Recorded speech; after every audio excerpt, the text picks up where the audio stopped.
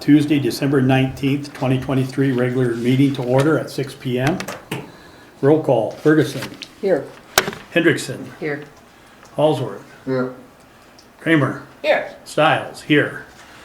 Special thanks to the public, appreciate you being here. Chuck, our works contractor, Mitch, the town attorney, Jody, our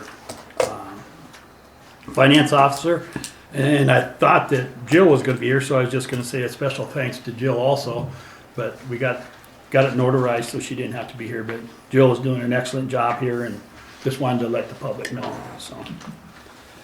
Let's all rise for the Pledge of Allegiance. I pledge allegiance to the flag of the United States of America and to the republic for which it stands, one nation, under God, indivisible, with liberty and justice for all.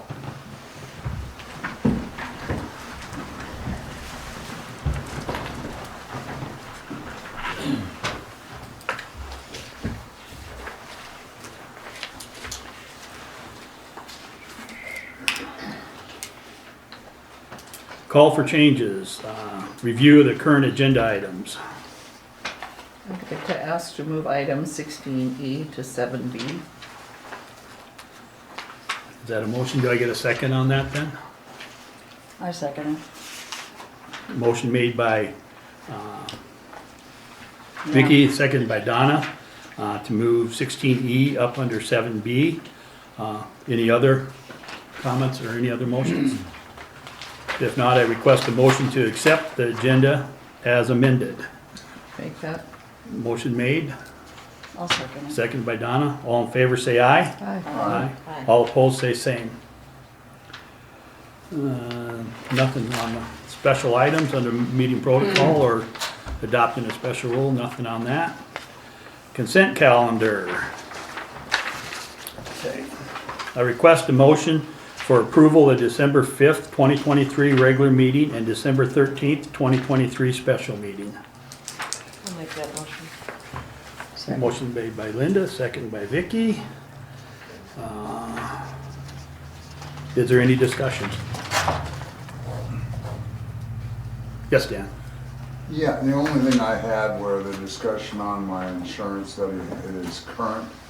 We were aware of it was a current, it was just a matter of the assurance that it was a 3 million per occurrence, double per occurrence. So just wanted that noted, please.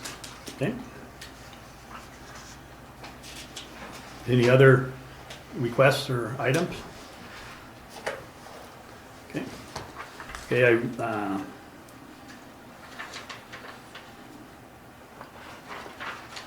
let's see, Dan made that, so we had to add a motion to approve them. Let's see.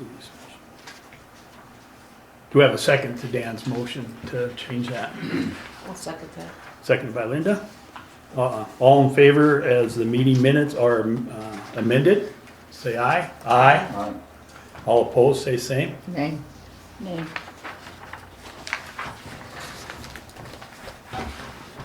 Conflict of interest declaration. All board members are responsible to refrain from discussions and voting on issues they have a conflict of interest with.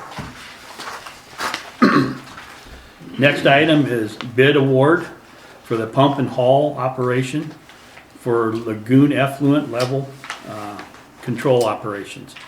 I request a motion to award the effluent level contract to Hill Septic Services, the lowest bidder at 7.5 cents per gallon, including pumping, for a maximum of 500,000 gallons and a minimum of 500,000 gallons and a maximum of 3 million gallons at a maximum daily rate of 50,000 gallons per day. The minimum dollar amount of the award will be $36,500. 37.5. $37,500. So moved. Second. Motion made by Dan, second by Vicky. Any discussion? I feel fortunate that, The price came in good. yes. It's pretty close to what he was taking it to Milky for, but the thing is, he was paying Milky 2 or 3 cents a gallon too, so we're very fortunate, so. If no further discussion, all in favor say aye. Aye. All opposed say same. Motion carries.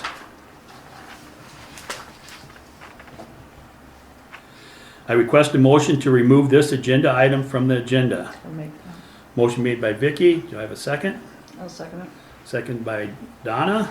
Any discussion? If no discussion, all in favor say aye. Aye. Aye. All opposed say same. Motion carries. For agenda item 7, I will turn the chair over to Vicky and will resume as chair after agenda item 7 has been disposed of. Town office lease. I will start the bid openings and request the finance officer to record them.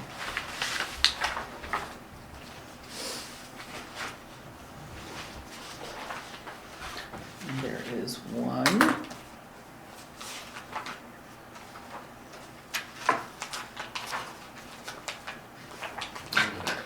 And of course, there's two. Mm-hmm. I got it. Got it? Yep.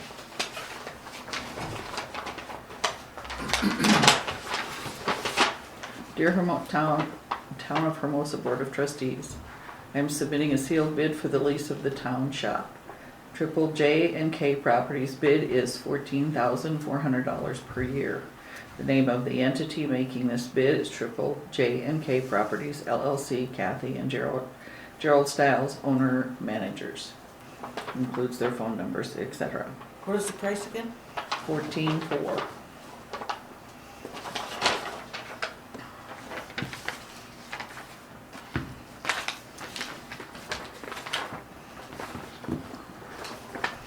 That is the only bid. And I've got to go to 16.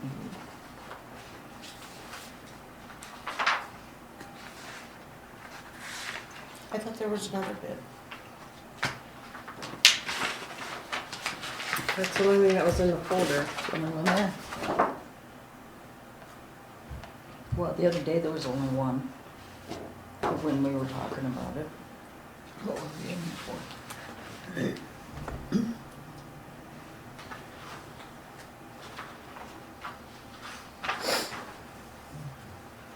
Okay. I request a motion for acceptance of the bid from Mr. Stiles and his company and make the award to the same for the shop lease for 1 year with a 4-year option at the cost of $14,400 per year. I make a Well, motion. okay, Plus- first of all, okay, you're leasing personal property, so I think in order to do this correctly, you need to do a notice of intent to lease to him, or to whoever it is, by statute, and then have a public hearing on it. So that's what the process should be. And I'm asking the Because the question. lease is more than $500 and it's more than 120 days, therefore you have to do a notice of intent to lease, to, yeah. I'm just asking a question as a private citizen. Was that done when they leased it before? As far as I know, I don't know. it depends, I don't know what the lease, the amount was, the term, Those, but I do know, I can show you the statute. Oh, no, that's It's under fine. SCCL 9 Yeah. dash 27, I think, or maybe it's under 912, chapter 12. That, you know, if it's more than $500 and it's more than 20 days, you have to give a notice of intent to lease. And there it's was a a, simple we resolution. went out into the board approved sending, Yeah, but we didn't know who we were gonna lease it to. Now we know. oh, So okay. it's just a notice of intent to lease, and then you have a public hearing on it. And is there a time frame that has to be done with, or Well, I just would at the do it- next board I would meeting? just do it at the next board meeting and have a, resolution, needs to go in the paper. And so when's the next, 9th is the next meeting. when's the next, publication for the Custer, is it Custer Chronicle? Where we go? Once a week. Thursday. Once a week. so- Wednesday, rather. So, yeah, I can do the notice, I can do the resolution. Why don't you just make that orally now, orally to lease the property to, is it, it's not you personally, It's Triple J and K, it's an LLC. yeah, to them, the legal description, and for rent of $14,400 a year, subject to other terms and conditions set forth in the lease agreement. So moved. Yeah, Second. and I'll draft that resolution. Now, Email that to me and I'll get it in the paper then. yeah, I think Vicki will have to sign it because Jerry Yep, can't. yep, that's So- why I stepped back. So, yeah, Okay. and then we'll have a hearing on the 9th of January. Mhm. So if you can send me that paperwork from Jerry, Okay. what is it called? Triple J and K property. Triple J and K Properties, yeah. Can I see the one that was in, please? I can see it from here, I think. What's the matter? Well, I honestly thought there was 2 bids. Oh, I honestly thought there was 2 bids. When did yours come in? 27th of November, it was mailed? Maybe that is the one. I don't know. If I there's thought any there was- if there's any concerns, I will pull it. I don't have a concern of you pulling it, it's just I really thought there was 2. And so I'm just concerned of where the other one went to, you know? And if I find out, I will ask Jill, and if I find out, then I'll bring it up, and if not, I'm happy that we're getting it rented. Like, honestly, at least, you know? It's money for the town, so. So we don't want to remove that from the agenda, do we? It'd have to be listed as a public hearing. It has As a to be part of a resolution. public Yeah, hearing, so so that still needs to come that's- out. Okay. So can I turn it back over to you then? Did you make a motion to remove it? Okay, I make a motion to remove this item from the Well, agenda. we gotta Well, vote first on we the haven't motion. voted on Yeah. Dan made it, The oral seconded. resolution. Now we Correct. need to vote on it. Okay. All those in favor? Aye. Aye. All those opposed? Motion carried. I abstained. Carried.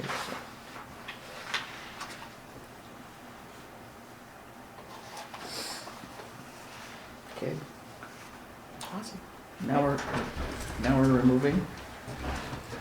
Yeah. Motion to remove, I'll make that motion. Second? So moved. Any further discussion? All those in favor? Aye. Aye. All those opposed? Motion carried. Okay, back to you. Claims, item number 8, review, it's attached here, the claims, please review the payroll and claims. I request a motion to approve the claims as presented / amended. I'll do that as presented. Vicky made a motion, is there a second? So moved. Dan made a second. Everybody has a chance to look at the claims, they're attached here.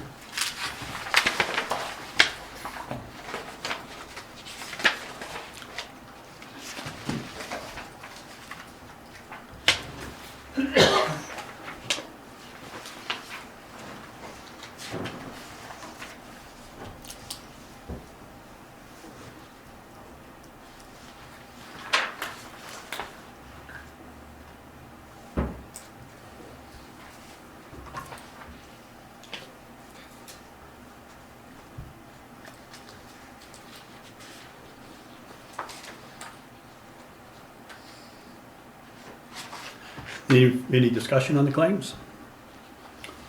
If no discussion, all in favor of as presented, vote aye. Aye. Aye.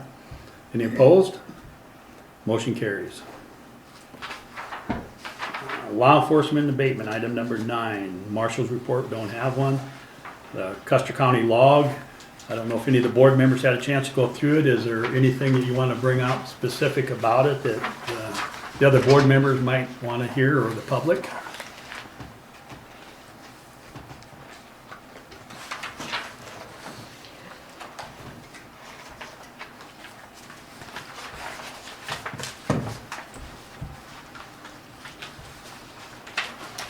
I guess, Yes. well, one of my concerns is, I have not seen the sheriff drive around town at all. And I guess it's kind of a concern, you know, I don't know, I guess if they call 911, they get the sheriff's department, but I would think that the town of Hermosa, being we are in the county of Custer, that they should have to give us some kind of protection, some kind of coverage. And I'm not seeing any of it now. And I know the little gal that her and her husband live in our rental, she is not doing around because she is expecting, and so she's got an office job now, so at least we did see her once in a while. I guess that's, you know, a concern. But I know they sent us a bill and we had no contract or nothing with them neither, so. And that was when they sent the bill.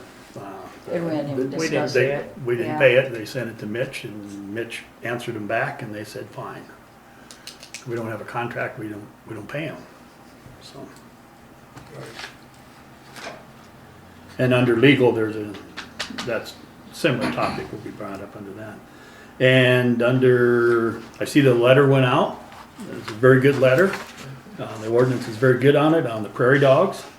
So appreciate Don and Vicky working with Jill to get that letter out. It went out on the 8th of December. There's a copy in front of everybody, I believe. And they have until the 8th of January to decide. And then at that point in time, according to this, if the issue not in compliance at that time will be remediated by the town and billed to you. Failure to pay this bill will result in a special assessment against your property. I guess the question I wanted to ask you, Mitch, is that when they haven't done it by then, the town just hires someone to do it. We don't have to make a motion or anything to do that, because it's in the ordinance, and that we're following the procedures in the ordinance. That we just hire someone to do it, and then if they don't pay, the property owner will pay, it goes against their taxes. Right, you have to do, there's a little procedure we go through. Yeah. But what I'm looking at, what procedure needs to happen before we do the abatement? Is there something we have to do? Well, I would give them notice that you're going to do that, and Okay. they're going to assess the cost of whoever does it. So, I mean, the city's not gonna do it themselves, we're gonna hire somebody, right? they would have to, I believe. You go ahead, Dan. Seeing what we did in the past is we have given them notice that we are going to assess them with it. And if they go beyond that deadline and that re-inspection, then we go out for bids and have the work done. And then it's assessed to them. I just wanted to make sure we didn't owe them anything more, and it don't sound like we do. That's how we've done it in the past, whether it's noxious or whether it's something of this, that's anything that's health, safety and welfare. Yep, go ahead. I do have a list of everybody in the state that's certified to do that. If you need to call people to put in a bid, good luck with that. But the season also ends the last day of February. So if this is gonna be a timely process of trying to find a bid, it won't pick up again until July. So in other And words. by that time, they've already repopulated the stuff that's already been poisoned. Yeah. So it sounds like we don't have to tell them anything more, we just go out for bids at that time. And then the next meeting's January 9th, so if the inspection's on January 8th, we'll know at the January 9th meeting, and we'll just have it on the agenda to Bid it out. go out for bids. Yeah, and I always like more due process than maybe the ordinance allows, requires. I would still give the property owner notice of that meeting, of that public meeting. Okay, It's every step of the way. So you don't get into some, well, I didn't know. Well, the more letters you got going, here's what we're gonna do. This is what we're gonna put this out for bids, and then we're gonna hire somebody, and then we're coming in and assess the cost. Maybe even have an estimate of what that might be, I don't know, but it's gonna be assessed as Yeah. additional tax against their property. yeah. Just like we did with the Schwabers. Yeah, well, it took 15 years to get it figured out. So we won't build it on the 8th, we won't build it, if we do that on the 8th, we won't be able to go out for bids then. Because we won't know until, on the 9th, we won't know until the 8th if they didn't do it. Or do we send them a letter prior to that? Prior. You can send it prior, just say in the event of. Oh, okay, I understand, That kind yeah. of thing. So we could still meet that 9th deadline then? Yeah. Okay, go ahead, Dan. And I would even go and contact contractors and have them bid it. So that way you can tell them, this is what our estimate is gonna be now. And be ahead of the swing to do No it. bidding violations because we're way under the amount. Oh, yeah, it's under $50,000, so we wouldn't even have to go out for, bids, we're just looking at proposals and Right. we wouldn't even have to do that, I guess, so, go ahead, Linda. Connie, could you give us an estimate so that we would have an estimate on that? Cheryl could probably do it. Cheryl? Yeah. Okay. All right. Would you ask her for me, please? I will, and I will email whoever wants the list of Yeah, we who would else like is that qualified, also. I can email it to her. Because it sounds like we're under a time constraint. Yeah, I'll just have Cheryl put a bid in for like 49,500. You really Should be want a happy. job, huh? You wanna make your end of the year? Yeah. Yeah. Thank you. Yeah. Okay, so, I have something on dumpsters. yes, go ahead. There is, somebody is dumping pine needles in the dumpsters. I have a pretty good idea who it is, but at the time when I seen that trailer there, it wasn't click, click, click, until I drove by there and I go, where did all these pine needles come from? And then Mr. Ferguson pushed them down today and he said it is full of pine needles. Okay. Where do you think the pine needles are coming from? Somebody outside the city limits? Where else would they come from? I mean, nobody else in town has a whole dumpster full of pine needles, do they? There's a lot of pine trees in town. Huh? There's a lot of pine trees in town, cedar trees, whatever. I don't know, but they were brown pine needles, whatever. Long ones? I didn't get out and look. Were they long? Could you tell, Chuck? Long?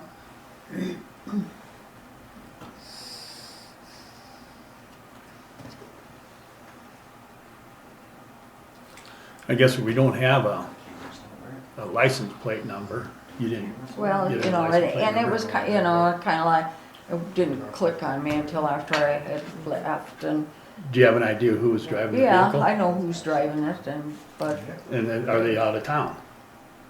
Do they live within town? I can't, it's kind of a, I don't know how to say it. Close to town or out of town? Well, kind of in and out of town. I mean, what would you say? You know, you know, I guess, being on the abatement committee, I guess if you know something like that went on, then we need to know who it is, otherwise we can't take yeah, action. well, you know, like I said, it was kind of like on my part, Didn't you know, register at the time. it didn't register at the time, you know. But I guess my question go back to, I mean, I can get, do you know who it is? yes, I can get it. I have no you know, I can get the number and I have the name. Well, that's what we're looking for is the name, but anyway, But we don't have any proof, we have no pictures, No. just your But, word against yeah. their word. So I guess it would be my suggestion at this point then that a letter gets sent out by the town stating that we have noticed that there have been a lot of pine needles put in our dumpsters. We don't know exactly who's done it, but we would like to notify you and whoever else that if you do not live in town, you cannot use the dumpster. Something in that order. Am I on the line? Well, I don't think they came from in town, Well, I don't think they did either, but you know, so, I mean, it was like a blank moment on my part until after I drove, you know, then about a day later I go, you know what? So, could add the cost of what it costs to dump the dumpster each time, you know? Just so they know that this is costing the city money that, you know. We'll put it on a lock. That's what we did at our office when people were using our dumpster. People who were authorized to use it had a little lock. Yeah, but this is it'd be kinda hard to lock the tree dumpsters. Yeah, And we do have a camera, and if we know the date, we Yeah. can go back and, we could well, I have probably gone could back. come up with a date. Just go ahead. On a different subject, on Second Street, there's 3 different homes there that the people that are parking and pulling up onto the sidewalk and blocking the sidewalk for our walkers. There's a couple trailers that are infringing on the sidewalk, making it hard to walk between the fence and the sidewalk. And I'd like to send a letter advising that they need to back those vehicles up, especially during the snow, because to walk out in the street, you're in mud and muck up to your knees, and that's what they're there for, is for walking paths.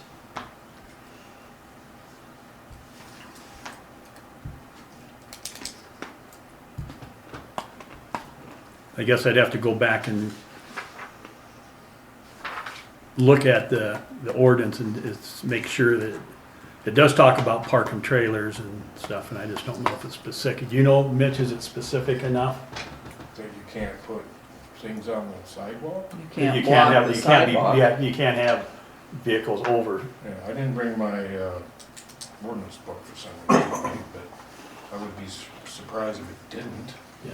Go ahead, Dan. So what happened to you calling? You guys? I can call. I would just call. I Talk was to simply them. gonna send a courtesy letter. And say, I hey, don't think we have a name on the one, do we? well, We you got can an find address, out, but but they don't. I can get the address and I can call, that's fine.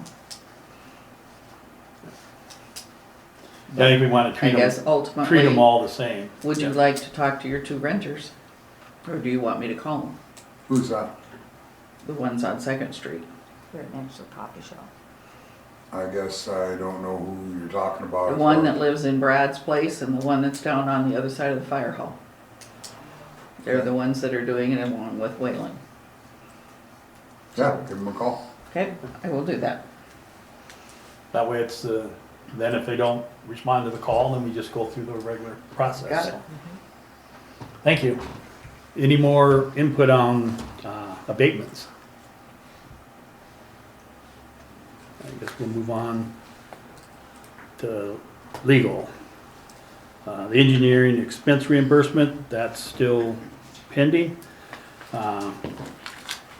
One of the things that came up, Mitch, is we have a project, we're gonna be putting new heads on all the meters.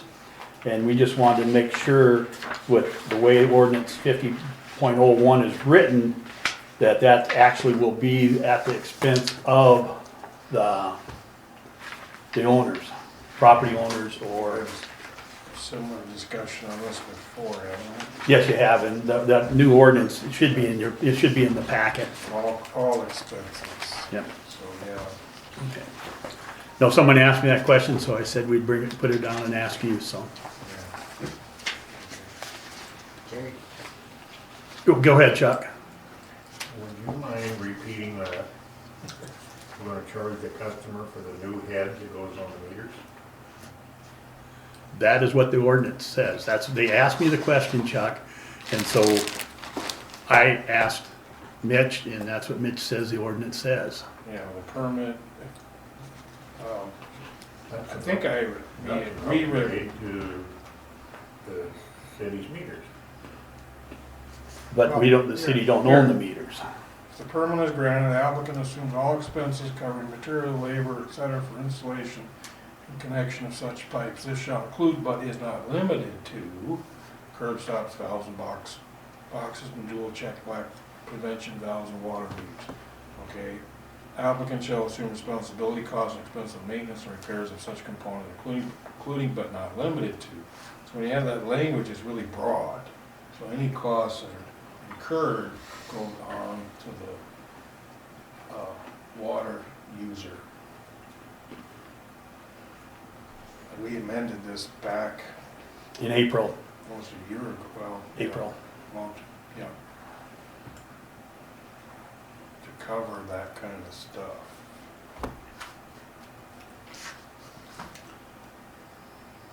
So after asking the question, This ordinance was already adopted, right?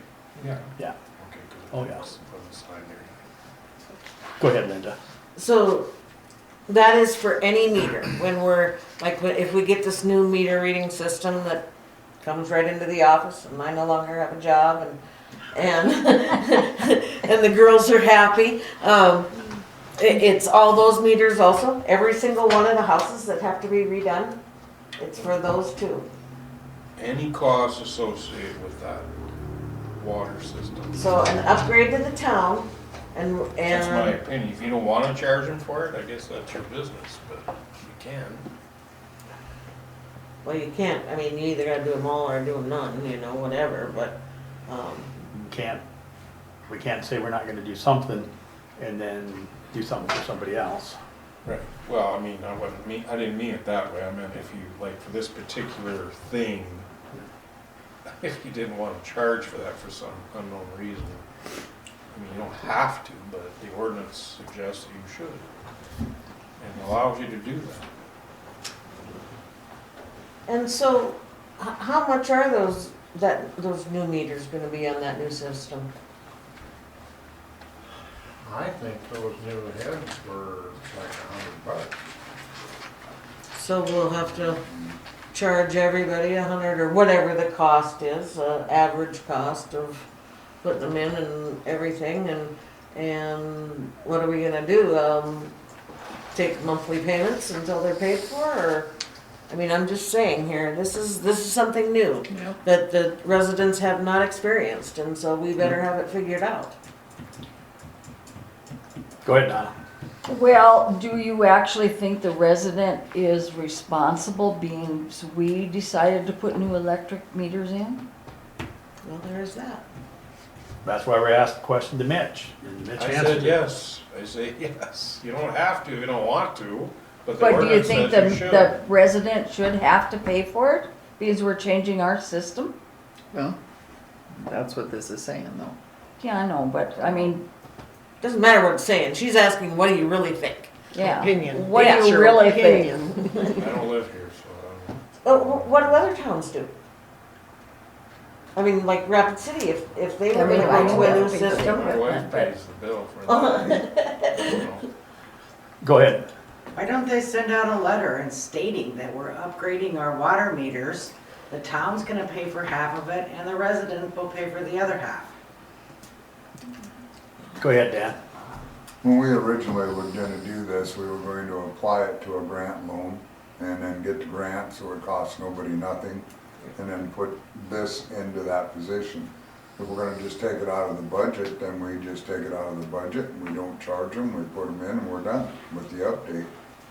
But that was where we were at in that process, is we were going to apply for a grant, and, and there was grants out there that we could qualify for. And that never happened. Well, it still is out there. There still are grants out there. It's just applying for them. All I'm doing is the finance officer asked me the question, I think it was Gail, and we asked Mitch. If I So, remember right, we were having the booster and what we were doing on the infrastructure, all going to be applied in that one grant at that time.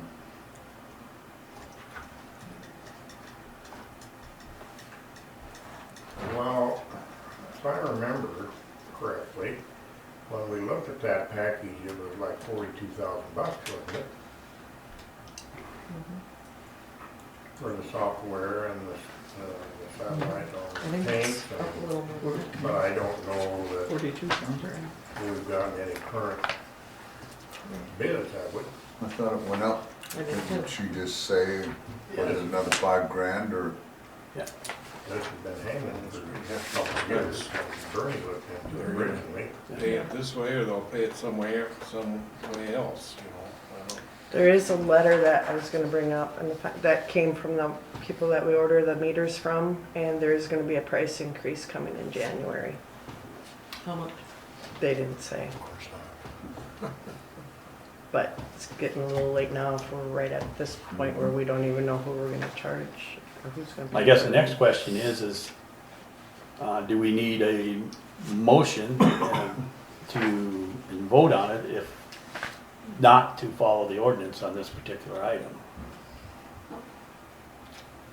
Yeah, I would, make it clear, my recommendation is you follow your ordinances and the property owners, the service, the citizens pay for the, you know, you're always gonna have a debate of whether this component should be charged to them, or this component shouldn't be, you know, it's.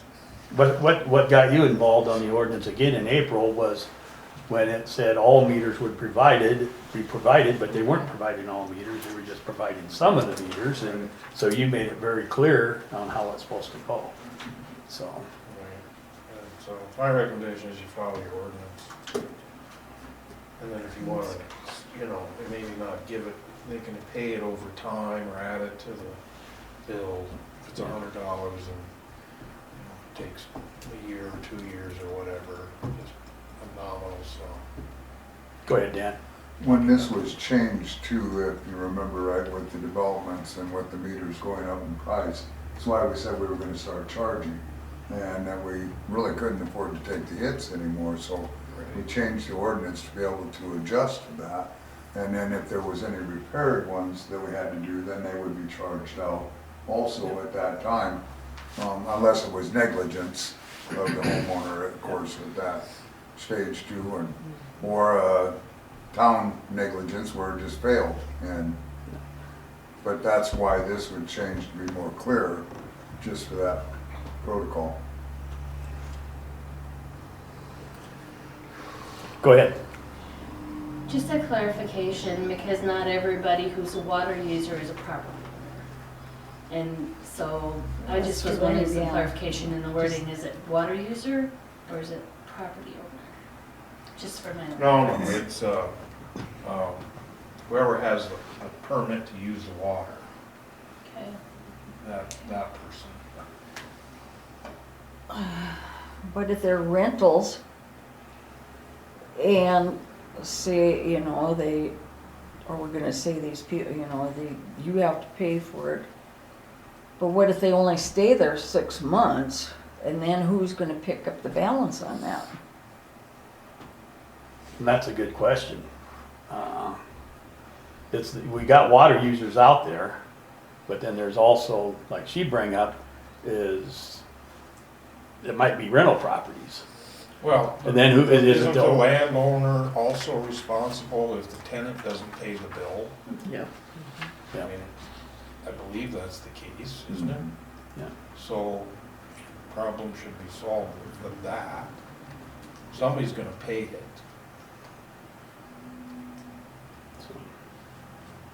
So who's paying for the software and the satellite? That will come out of the town.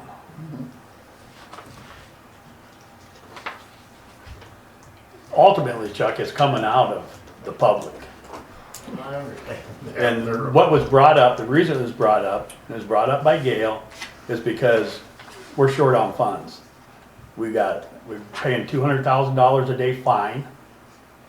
We've already paid $43,000 on pumping because the lagoon wasn't done on the 31st. And we're gonna pay another $40,000 to $100,000 because the lagoon wasn't done. The finance officer Gail said she was concerned that we're not gonna have enough money. She talked to Mitch about, how, and this will be coming up on the next agenda. Surcharge? Well, the surcharge is that will come up when when we sign off on the loan for the lagoon build, that surcharge will go up. But, yeah, there ain't the money there. So that's what the finance officer said. They asked the question, I'm asking Mitch. Mitch says we follow the order. I know that some people have multiple properties. I being one of them, you know, I'll have 5, let's see, 1, 2, 3, 4, 5, 6 of them that I'll have to pay myself. But if the ordinance says that's what I have to do, then that's what I gotta do. So, but, I don't know, go ahead. So if we go with this, that they have to pay their own, can it be done with them coming in and setting up a payment plan? If they need a payment plan, they can come in and arrange with the town to pay like 10 payments of $10 a month. Yeah, that can be done. I think Or that's they can pay the lump sum, whatever they choose to do. Should be a little. Go ahead, Donna. But then that's gonna bring up the question too, if they're a renter, they're gonna come back and then say, am I gonna get reimbursed this $100? No. we're not. Well, But- that's gonna be a but- question though. But the thing is, like, when she bring up a good point, I think, and this is just my opinion, and you can step in on it, is that I have a piece of property, I have it rented, to somebody. They pay the water bill, but this is the infrastructure, just like if the water line broke, or if that meter went bad, we wouldn't, you know, the landlord, maybe they do, would be going back against the guy who was in there at the time just because the water meter went bad, or they let it, unless they were supposed to keep it plugged in, and they didn't, and then it froze, and then the landlord would be able to go back on them. But this is part of the real property, but I didn't know this was gonna be this difficult of a question. Well, yeah, it's, Go ahead, Linda. I'm just gonna use, for example, the trailer park up here, Rupp's Trailer Park. And I'm gonna use for an example Sandy, and Sandy, if you listen to this, sorry. But she owns her trailer, but not the land. And she certainly, I mean, you wouldn't take your meter with you if you pulled your trailer out. So in that case, doesn't it mean that it's the landowner? I would agree with you. Should, I mean, I don't know, but you got a question? Yes, go ahead. But the trailer court has got 1 meter, right, Chuck? No, not anymore. Not anymore. Not anymore? No, they've had individual meters forever and ever. We build them off from the master meter, and then they bill the tenants from what they use on their individual meter. Right. And there's a big discrepancy, like there has in the past, when Stone owned that. When you have water thieves, why the numbers don't match, or you have a leak. And in that particular case, that individual was stealing water, big time. So, Can we wait until, go ahead, Dan, we might have to wait until Mitch gets back. that would bring up the other question of the ones that are in meter pits. They're on city property.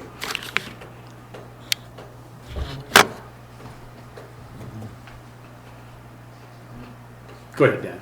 I think you're gonna have a big brawl on this in that fashion when we go after them that way, because the labor's gotta be entitled into this meter too, so you're probably gonna have a couple $100 in every one of these. It ain't just gonna be $100. But you've got other items under engineer here that if we're gonna eventually do one of these projects and we don't have the funding now, as much as we hate to say it, I'd leave it pending at this point until a later time and wait till we get some of these feasibility deals in and tag it on to one of them for one of the loan grants, whether it be Whitney, whether it be any of the others that we've got in here for any of them issues and put it to that issue and leave it at that. And try to soften it as much, because we're gonna have a lot of surcharges coming in any event if we do more of these studies, and then likewise if we Southern Black Hills Water. We're gonna have more surcharges, so we're gonna wanna try to be as easy on the residents as we can anyway. Yep. All I'm saying, I just bring up the question that was asked of me by Gail, and I just bring it up, and to me, if, Yeah. go ahead. Well, so then we have this ordinance that says we do, and if I remember it right, it was more on when it came up, it was because of brand new meters getting put in brand new homes, and that's how the financial end of it came up. We hadn't even put into effect, I didn't think, the conversation of the new meters, for the town. It was just new homes, and that they should buy their own meters, Right. not the town But supply them. but if a meter goes bad, Mhm. and then it's the responsibility of the Correct. property Because of the owner to cost replace it, increase. yeah. Correct. We had to finally do that. But we fully intended on grants Yeah. when we were gonna do the meters, so we didn't think. And But the this thing was is, the gonna- grants weren't submitted for, I mean, I know that they've been on the agenda for 2 years, and they never got done. There's one of the things that,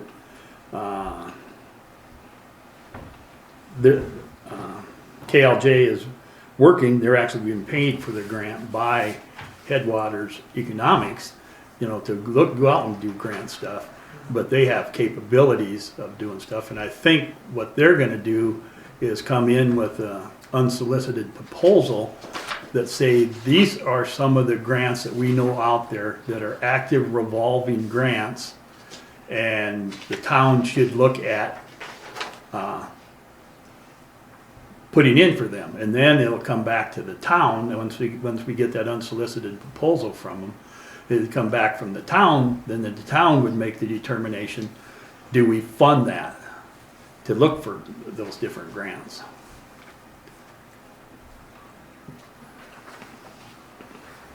Go ahead. One more thing here. I would just say that before we do this, I believe a letter does need to go out to the citizens stating that, this is possibly gonna happen, or this is probably gonna happen, new meters and Does it go out to the all the citizens, or goes out to the property owners? property owners,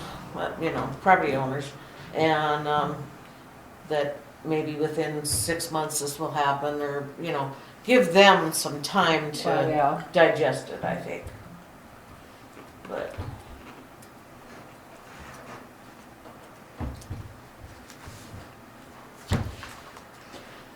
Go I'd ahead. make motion that we put this on hold. I don't see where we can go any place with it. Well, Right we now. haven't, we don't even need to make a motion to put it on hold, because there was no motion made. The question was just asked, Yeah, does this ordinance cover it? Mitch says it does.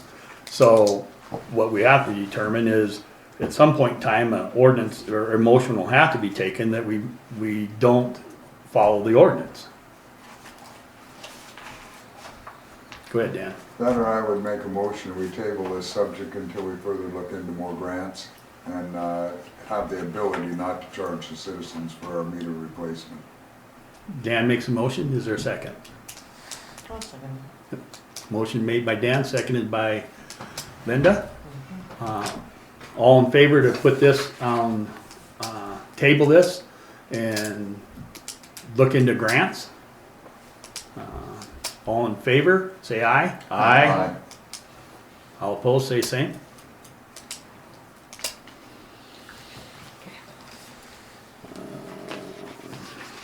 Who's gonna do that? Maybe that's one of the reasons it hasn't, because we keep having new finance officers. Well, I mean, Well, there's we've that. had Joan Harris that Oh, has yeah. been contracted, and Joan is really good at doing the research on that.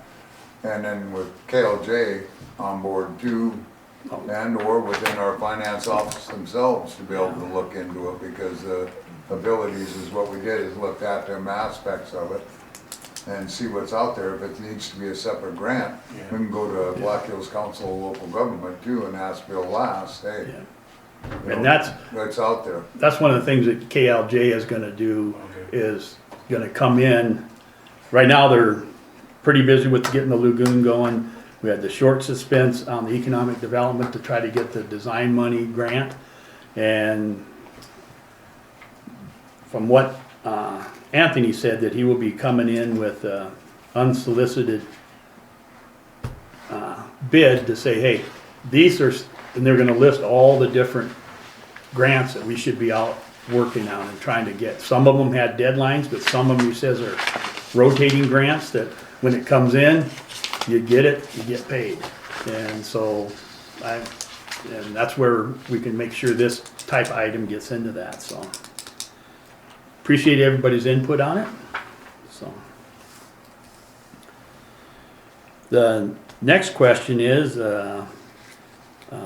law enforcement. I just and maybe we don't need a motion on this, Mitch might be able to answer it right away. But is a third-class municipality required to have their own law enforcement? Well, how I read the ordinance statutes is that no municipality is required. You have the authority under STCL Chapter 929 to promote the health, safety, morals, and general welfare of the community and enforce your ordinances and resolutions thereto. And every municipality shall have the power to provide for keeping and preserving the peace and quietness, to prevent disorderly conduct, public riots, etc., etc., etc. So it says that you have the power, it doesn't say you're required. So short answer is no, but I don't know how you would enforce an ordinance. Without, We pretty much can't unless we had unless you want to become this, communities have compliance. Sato cops and start providing me with We'll reports start and passing out badges. making citizen. Well, some communities have, citizen arrests and stuff. what do they call it? What was that term, Vicky? Inspectors. It's compliance inspectors. Compliance officers. Compliance officers who actually Well, are that's sworn good. in by the town, and they're not law enforcement, but they're sworn in by the town. They carry a badge, Okay. and then that's what they do, is just do the ordinance side of it. And that's the only, problem I have. You got a slew of ordinances on the books. And it'd be a shame that you have. Yeah. Of course, I've never prosecuted a case in 5 years that I've been here. Yeah. So the short answer is no, you don't. It's not required. Go ahead. So like at Fairburn and Buffalo Gap and them, I don't believe they have any law enforcement of their own, for their Just own get it town. from Custer County, But right, or Fall River County. is not the sheriff's department required to give us some kind of protection? I mean, being as we are, I realize we live on the wrong side of the county. That I can't answer. I can't. Who do you go to with that? And go ahead, Linda, and then I'm gonna wanna take the floor. This is an issue we've had for years and Well, I years. know, and I think it And- needs to be, We have tried, not that to try again is wrong, it isn't, but we have tried to go to Custer County and to the commissioners and said, our each individual, each property owner in Hermosa pays Pay these taxes. taxes for this. Why do we not get the support, How much are we? and how much are we paying? Yes. Yeah, I know you've asked that question. And we've not, they won't answer us, and so unless one individual wants to go there and sit down and write down each amount that each property owner in the county is paying, and then figure out what their percentage is of law enforcement, they're not gonna give it to us freely. One of the reasons I'm asking this question is you know, there was motion made, you know, by the, you know, on the 5th of June to go out for law enforcement. We thought we had a good person, he walked away, we looked at this other person, and there was enough input that we quit looking at that person. Our way forward is either to go out and continue to look as what has already been approved for us to do, the LE committee, or we look at going back and updating getting a contract with the county. One of the things I did is I went and asked the finance officer over in New Underwood, and she provided me the contract that New Underwood had with Pennington County. And what was in there is they were paying extra, I think it was $60,000 a year, but what was specifically in there is that the Pennington County would be responsible to enforce the town ordinances. And the contract that we had with Custer County, they pretty much says, no, they're not gonna do any of that. So my question is, if they're not gonna, if we're gonna pay more, but they're not gonna do any more than what they're doing right now, then that's not an avenue. And do we go, you know, we can still continue to look. Did the Custer County Sheriff's contract require them to enforce city ordinances? No, it specifically said no. Well, somebody said, well, the Custer County Sheriff are so busy with the city of Custer. I said, it says Custer County Sheriff Department on the side of their vehicles. No, It doesn't say city of Custer or Custer City or whatever. No, that was, the contract was, specifically, they did not do that. That's not right. See, I mean, Keystone, we have a contract with Pennington County as well. And they enforce your I know ordinance. they enforce our ordinances over there. And so I guess my position is if we're gonna go with them, and then we need to present to them a contract where they do that, and if they don't wanna do it, and then they say, okay, you just keep doing it the way you are, and we'll keep looking for somebody, when we find somebody, we'll have somebody. But, go ahead, Dan. Staying with us, they did enforce our ordinances and they wanted a copy of the ordinances. They did review the ordinances, but anything that needed to be updated, that's when we started going through speed limit signs, making sure they were enforceable and that it was on the records, and they had no problem doing that. But the whole aspect is when we're gonna go there with the law enforcement again, we need to put a little bit more teeth into it. Marty didn't have a problem enforcing the ordinances of what we had, but more so they involved themselves with their ordinances and their routine more than they did with us. Just like he told all his officers, you won't write a ticket in the school zones. You're there to only enforce and let that be a force to slow them down. And we were told that point blank. So But he also was point blank that he wasn't there to enforce our ordinances.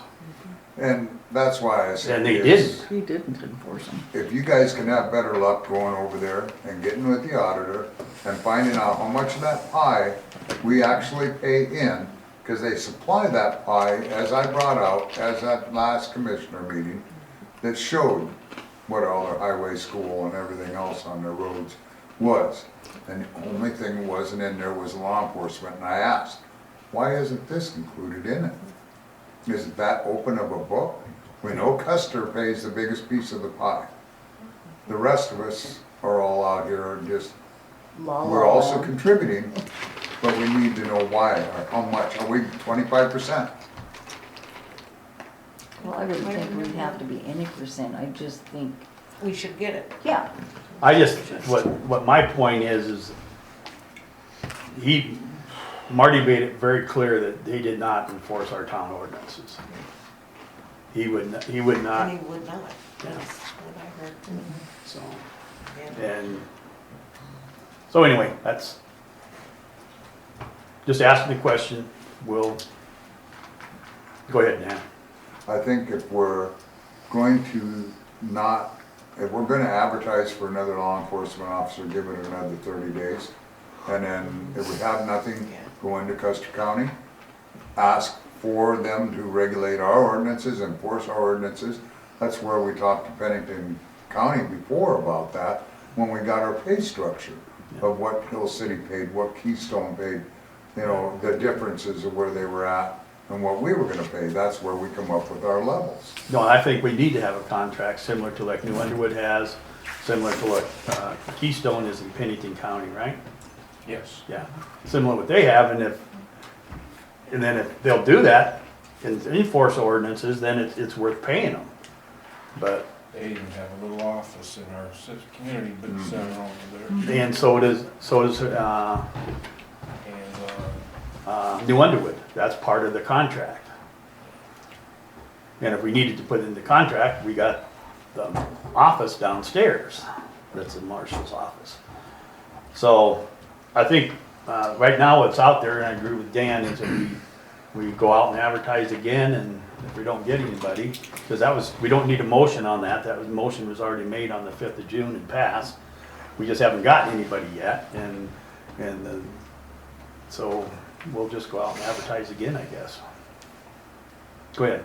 Have there make been, sure it's in the bar, not the bar newsletter, the municipal league newsletter. People read that. Anyway, sorry. that's all right. Have we had any major problems, like last month, when there's, the log here says they had 38 actual calls in that month? Has there been any major problems? No complaints from the citizens that I've gotten. No, I guess it's just the feeling of safety. I understand that, I just wanted to know if there was Yeah. any major problems. You know, none, you know. None until you got a guy barricaded in his house. Right. But then even if we had our own law enforcement, you know, you'd have Backup. Custer County would be coming, the Highway Patrol would be coming, and I don't know, you got this to look at too. Right now, it's saving us, Yeah. yeah, 8,000 a month? or- 8,000 a Was month. it 8,000?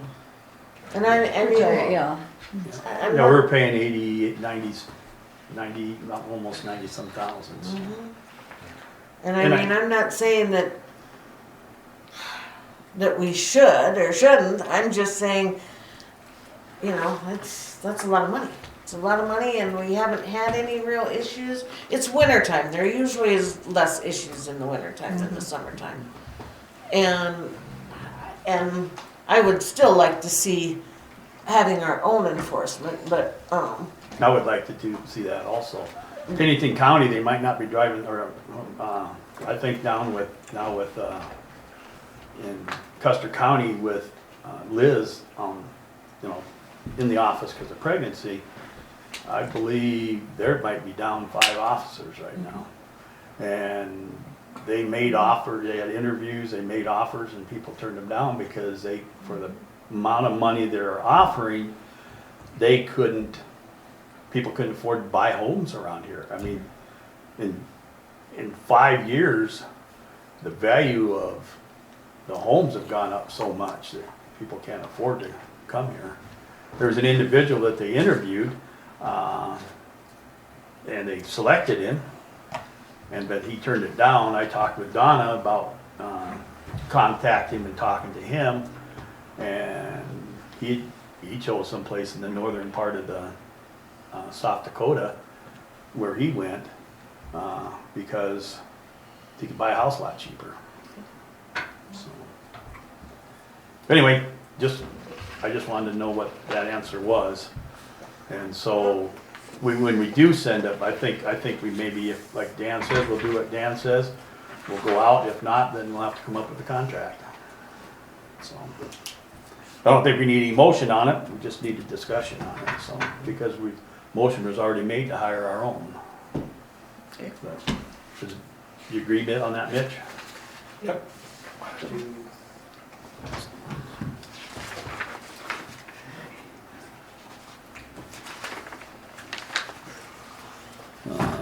Okay. Next is I don't need a motion on C, so we didn't make a motion on C. We'll leave it on it under legal. I just request a motion to remove agenda item 10B, which was, well, no, we want to leave that on too, because that hasn't, we want to leave that on too.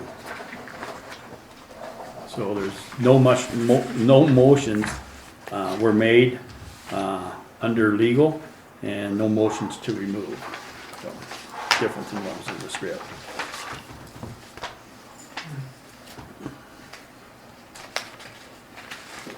Next item on the agenda is engineer, Hermosa sidewalk project, pending final bill from South Dakota DOT. Gail was in contact with him, I think maybe you were too. I don't know if Gail did it or you, but they were in contact with them, and they're gonna be sending the bill after the first of the year. And that'll be for the sidewalk project. KLJ, the lagoon bidding and construction management. I haven't got an update.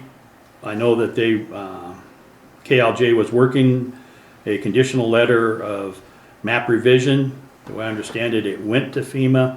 I don't think we heard anything back from FEMA yet.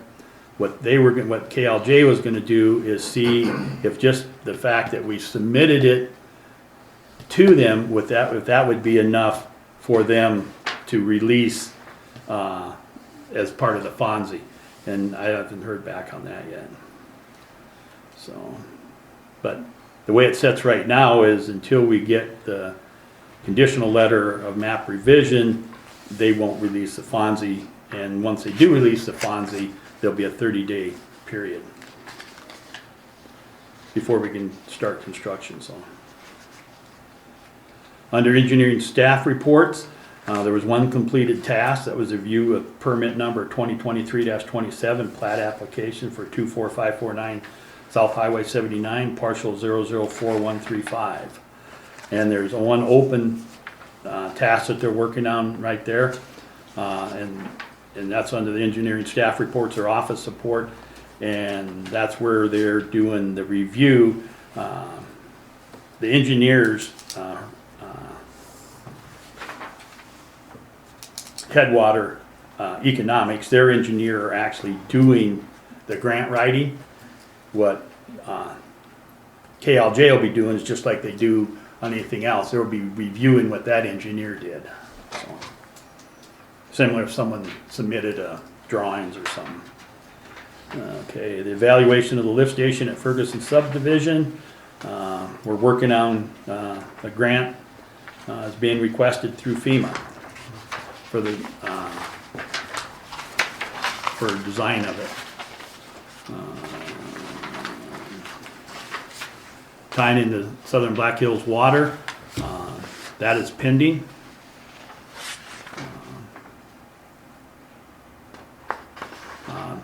Water and sewer along Whitney, that's pending. Feasibility study for evaluating stormwater along Whitney and road replacement. We're trying to get that under the FEMA grant also. And the Highway 79 repair bidding and construction, that's pending. Item number D, under engineer, I request a motion to have KLJ to prepare a cost estimate and a draft task order to update the comprehensive plan. May I have a motion? I'll make that. Motion made by Vicky, can I have a second? I'll second it. Second by Donna. I'll start the discussion on this. This is one of the things when they were talking about going out and looking at getting, trying to look and get grants and stuff like that. That's one of the things that some of the grants that they require and they want to make sure is your comprehensive plan up to date. So I think that we need to get that going and have that done. So, and I know that's something that We started that in P&Z. in P&Z, and I don't think it's gone anywhere. So, It was started. yeah. Any further discussion? Go ahead. I just think that that'll be a very expensive venture for an engineering firm to do for us, rather than having P&Z do it for us. I mean, not to say that the job wouldn't be probably very good coming from the engineers, but wow, There's one of the things they'll be looking at that too, is that they think there's a potential grant out there that they're gonna be looking into also. And so for to- doing it. for redoing it. So, But we won't know until we start asking the questions, so. Go ahead, Dan. I would be in favor of it if we knew that that grant was going to be applied. If not, I agree that the cost would be very expensive. The amount of time we spent the last time updating it was 3 months that we went through. And then had it reviewed.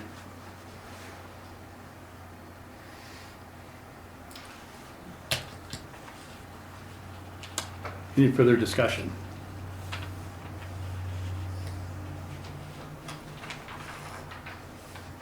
All in favor of having KLJ do it, say aye.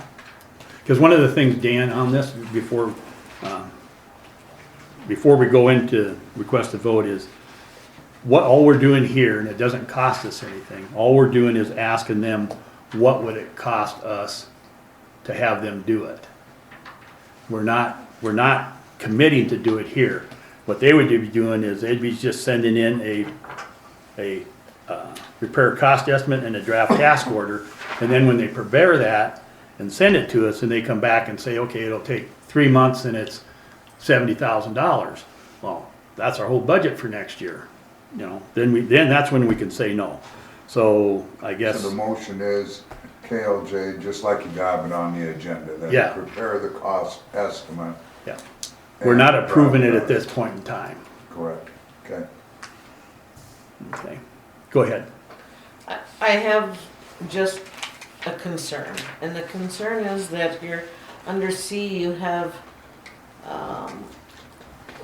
4 feasibility studies and staff reports and biddings, and I understand we need to move forward with a lot of things that have been discussed for a lot of years, but money is a tight issue here, and I think maybe we should just pick out the 2 or 3 very most important things to Yeah.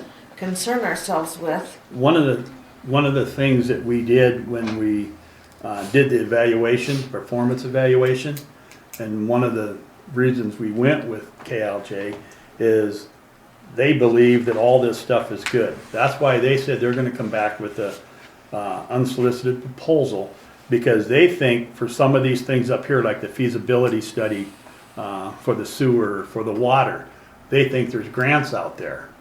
They could do it, so they're gonna go looking for grants. None of these things have been, we haven't even requested them to do anything on it yet. And what they're saying is, they wanna come in and say, these were the potential grants. And then what we do, because we do have, I agree with you, we have a limited amount of money, then what we do is use that money to maybe to write the grants that get us the money to do these items. That's kind of the strategy, so, go ahead. But they're not gonna look for these grants for us for nothing. They're going to be charging something, are they not? Yes, and that's what they're gonna do. It's an unsolicited proposal. They'll come in and say, these is what we can look at. And then do we want to spend the money to do that? We've been having on the agenda item for 3-4 years to do grants. Well, it just hasn't happened. And so they'll come back, and in order to get grants, you gotta put a little bit of fuel in the tank to get to the next stop. And if the fuel is to go out and apply for grants and then get grants that will actually do some of the feasibility studies, and then you're further ahead. But if you don't ask for the grants, or have someone write the grants and request the grants for us, and then these are just set here forever, just like under the agenda before, there was about 13 items that just sat there. So, but anyway, if they haven't sent that in, that's a different subject. So what we're looking at now, just one of the things that they said is that we need to do that, so, but anyway, with that said, is there any further discussion? Well, I still feel they're gonna charge us something for this. They're not gonna do all this no, we're not, writing proposals is off of their, it doesn't cost us to do that. We haven't asked them.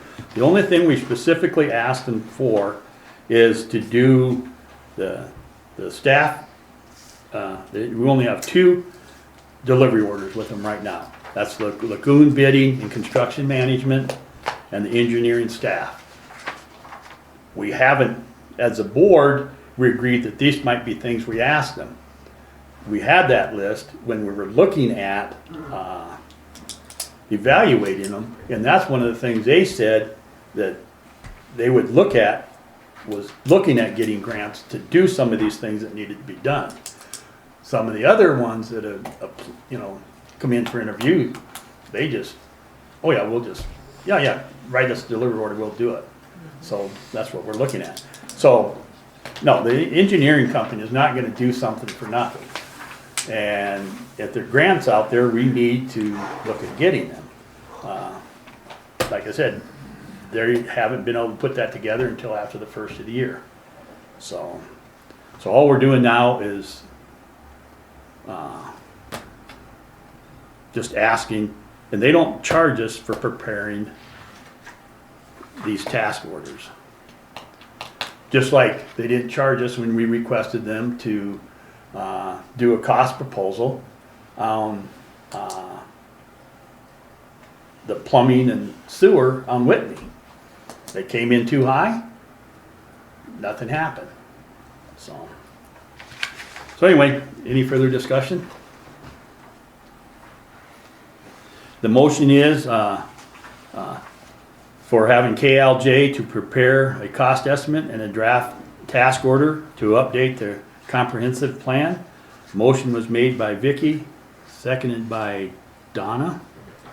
And we had discussion. All in favor say aye. Aye. Aye. All opposed? Nay. Nay. You voted nay? I mean- Yep.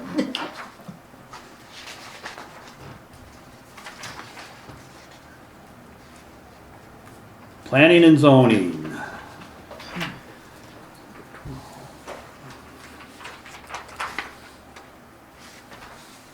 Okay, December 12, 2023, planning and zoning minutes. Our attached are the minutes. Hopefully everybody had reviewed them. Okay, the first is, I request a motion to approve permit 2023-26, informational permit, 465 Manning Street.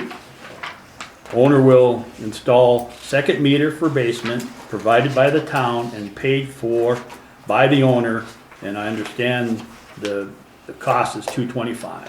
No motion should be needed though on an informational, correct?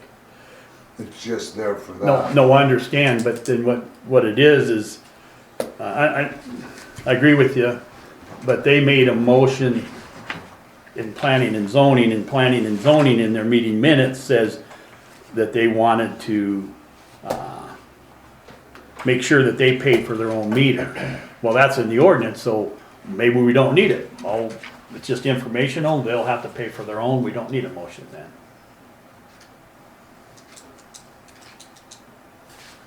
But in reality, planning and zoning shouldn't even ruled on it. Right. They shouldn't have had no action on it. Right. Right. But what came out of planning and zoning is that they wanted to make sure that the guy was paying his own meter, but that's already in the ordinance, so. So if we don't. Yeah, no actions needed. My only question would be, on that 225, does that include us putting it in? No, we don't. We can't install meters, that's somebody, he has It's in to his hire a house. licensed, The a meter- different plumber. The meter's been delivered and paid for, and he's gonna put it in. Okay, that was my only question, so. So I agree, we really don't need a motion on it, but being they took action, we bring it up here, so there will be no motion on there. So.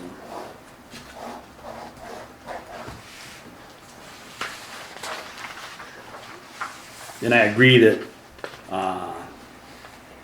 informational permits really don't even, they need to go out there for information. in the planning and zoning information for us, but it shouldn't go on an approval document, so. It isn't gonna matter after. Yeah, well, There the whole could be board one. could get informational permits in the Right. future. And the thing is, it's an informational permit.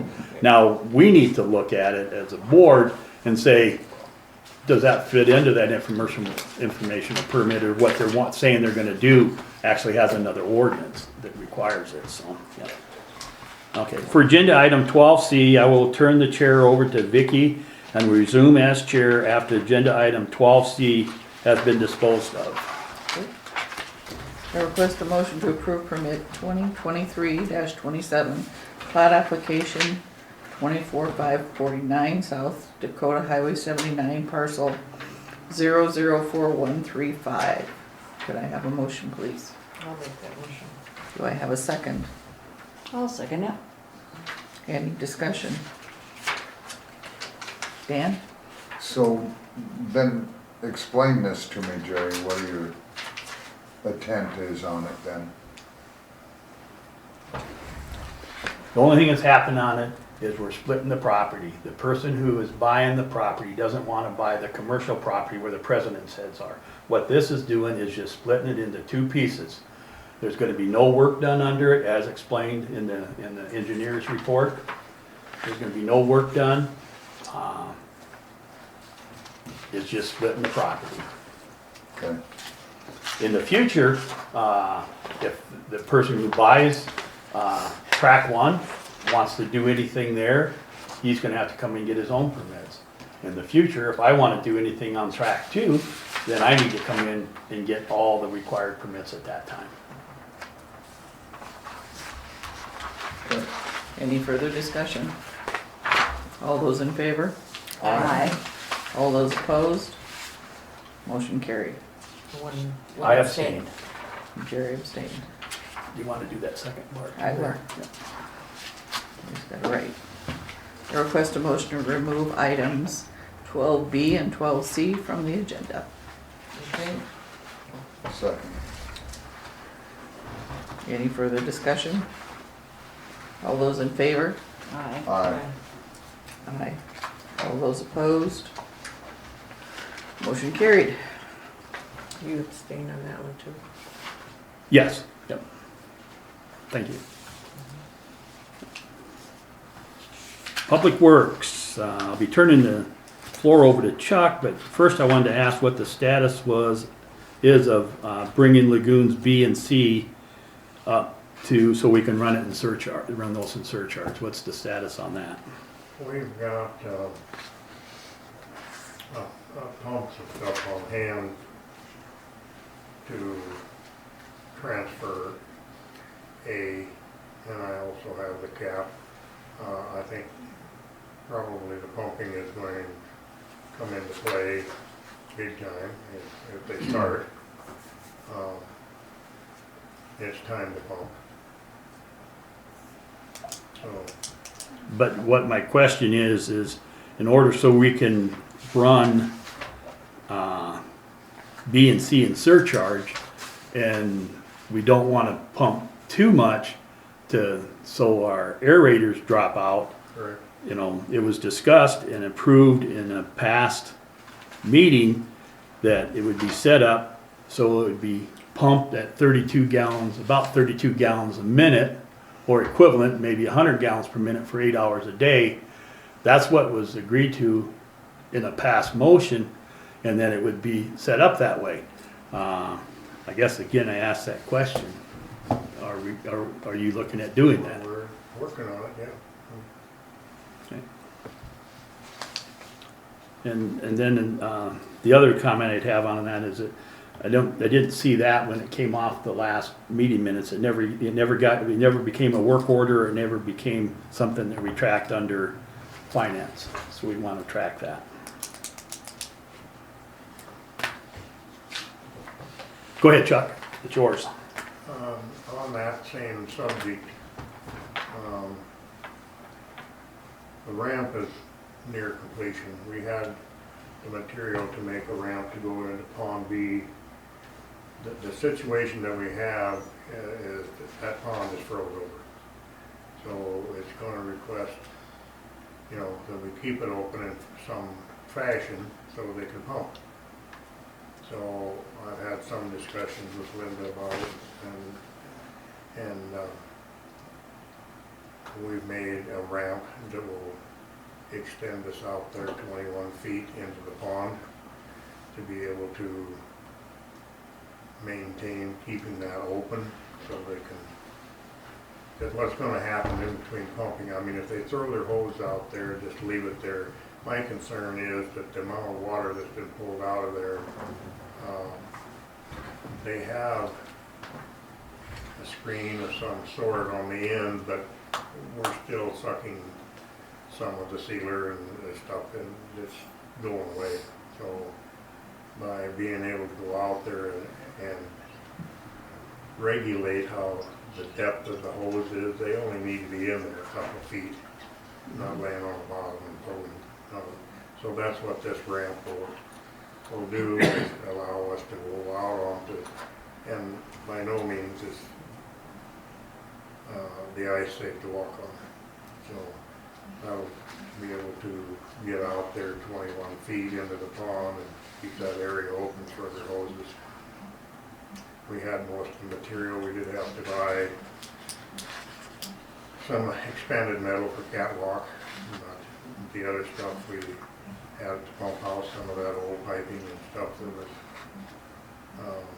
kept over from the drop pipe from the old well and stuff. We were able to utilize 2 or 3 sticks of that to make the framework, put it all together. I'm assuming we're going to have it out of there in the next day or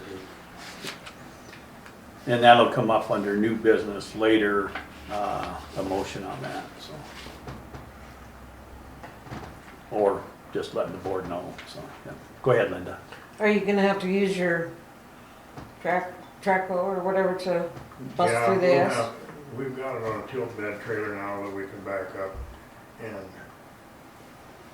slide it off to get it in position, and I'll have to lift it up and extend it out, set it down. We've made some good sized pads to put on it so that the legs won't soak into the mud and the slop and whatever else is in there. So they're about 2 feet in diameter. The legs, what we actually did was use some of the meter pit lids, are just about the right size. They're 2 foot in diameter and about that thick, which makes a good pad for those legs to set on. And then we build it in a situation so that we can level it. We can raise and lower it by changing the pins in the legs to make sure that that's level. And it'll be out of the water probably 1.5 to 2 feet, because if we freeboard that and bring it up, we don't want this thing underwater. So we have the opportunity to raise it if we need to with the adjustable legs on.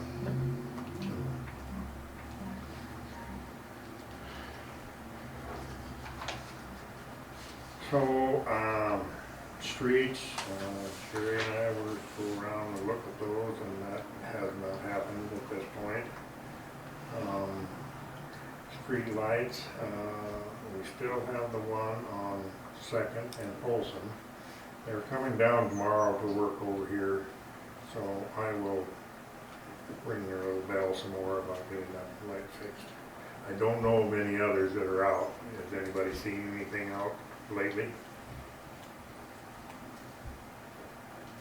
I haven't been I on. think that's the only one we're dealing with. We've had one of the big lights that's been kind of on and off thing. I believe we have one new light in stock yet. Those things have went up tremendously like everything else has. When I first started buying them, they were $721. And they're into the $1,000 range now. But we only have, I believe 1 or 2 that are still the old yellows. Water, everything is running along very smooth. The tank itself, I've been monitoring that, and it hasn't changed, the leak. And sewer, We had just discussed this situation, the pumping and that stuff. But the proverbial tree has raised its ugly head again on the right of way on Fairgrounds Place. The new owner is raising hell about the saplings that are coming up from the roots, and when we ground that off, didn't kill it. I mean, I don't know if they didn't put some caps in there and put something in there to kill that tree. He was of the idea that he was gonna dig that out of there, and I said, no, you're not. Number one, it's on city property, and number two, it's fairly well attached to the main, so no digging is gonna happen on that road. So I don't know how we wanna handle that. If we wanna poison it, or how we're gonna, those saplings are up that high out those roots. He was in today or yesterday, and he was advised that the city would be taking care of it and that they would go treat the saplings. He didn't want to do any digging. He was more than happy to turn it over to us. So I don't know how we wanna handle it, you know, if we wanna get somebody to come down, drill some holes in it and see if they can terminate it. I mean, you can cut those saplings off, and that was temporarily, but, any dealings I've had with that tree, those roots are huge, 4 to 5 inches diameter. So quite obviously it's still alive. So we're gonna have to kill it or do something here. Either that or it'll be never ending, you know, and it's probably expanding underground also. I mean, the roots are, if they're not dead, they're getting bigger and bigger, so. I don't know which one had their hand up, Doesn't Linda. matter. I was not with, I assume we had it done, cut down by, from a professional. Were they not liable for making sure that that stuff was dead? Did they not? They did not give Different us. process. Huh? It's a different process, a different company that does the killing of the, When they Root ground the system. roots, how far down did they grind? It They is ground the stump. a couple inches below the surface, I believe. I mean, Well, some they of ground them- it down to ground level. Yep. Okay. Go ahead, Linda. well, I think, I mean, we had it cut down, it's on our property, and Wait When you say it's on our property, It's not. what is that? we, Right of ways are not on Right our of Yeah, way. it's on city property. Is it, It's an easement. it's an easement. We don't own easements. Who does? The Property owner owns them owner- and gave us permission to go The on them. property owner is the owner. We don't have ownership of, I don't agree with that. what? That easement was dedicated in 1961. By definition, And an our easement isn't fee simple City main title. runs in that easement. There's fee simple title and then there's rights of use. Easements are rights of use. We don't own the land. In other words, we can't sell that property. As an example, the new sewer and water line that goes, you know, up past Shore's, you know, on the Dan's property and on, we don't own that 30-foot or 20-foot wide stretch. We just have a right to have something underground there. Utility easements, sewer, water, whatever. Is this the Somerville property? yes. It got sold though. How'd you guess? Yeah, sold, so that's a good thing. Yeah. Go ahead, Linda.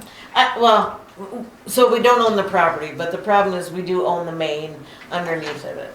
And we need to protect it. And to protect it, we need to kill that, you know, so we need to So hire what keeps whoever happening? to This do what. tree 500-year-old tree you're This, talking this about. tree keeps resurrecting itself in different Yeah. Well, of areas. course. Hardwoods are terrible about saplings. You cut it off, they have 14 more come up. It's Yeah, they're quite, like the tree. they're quite hard to kill.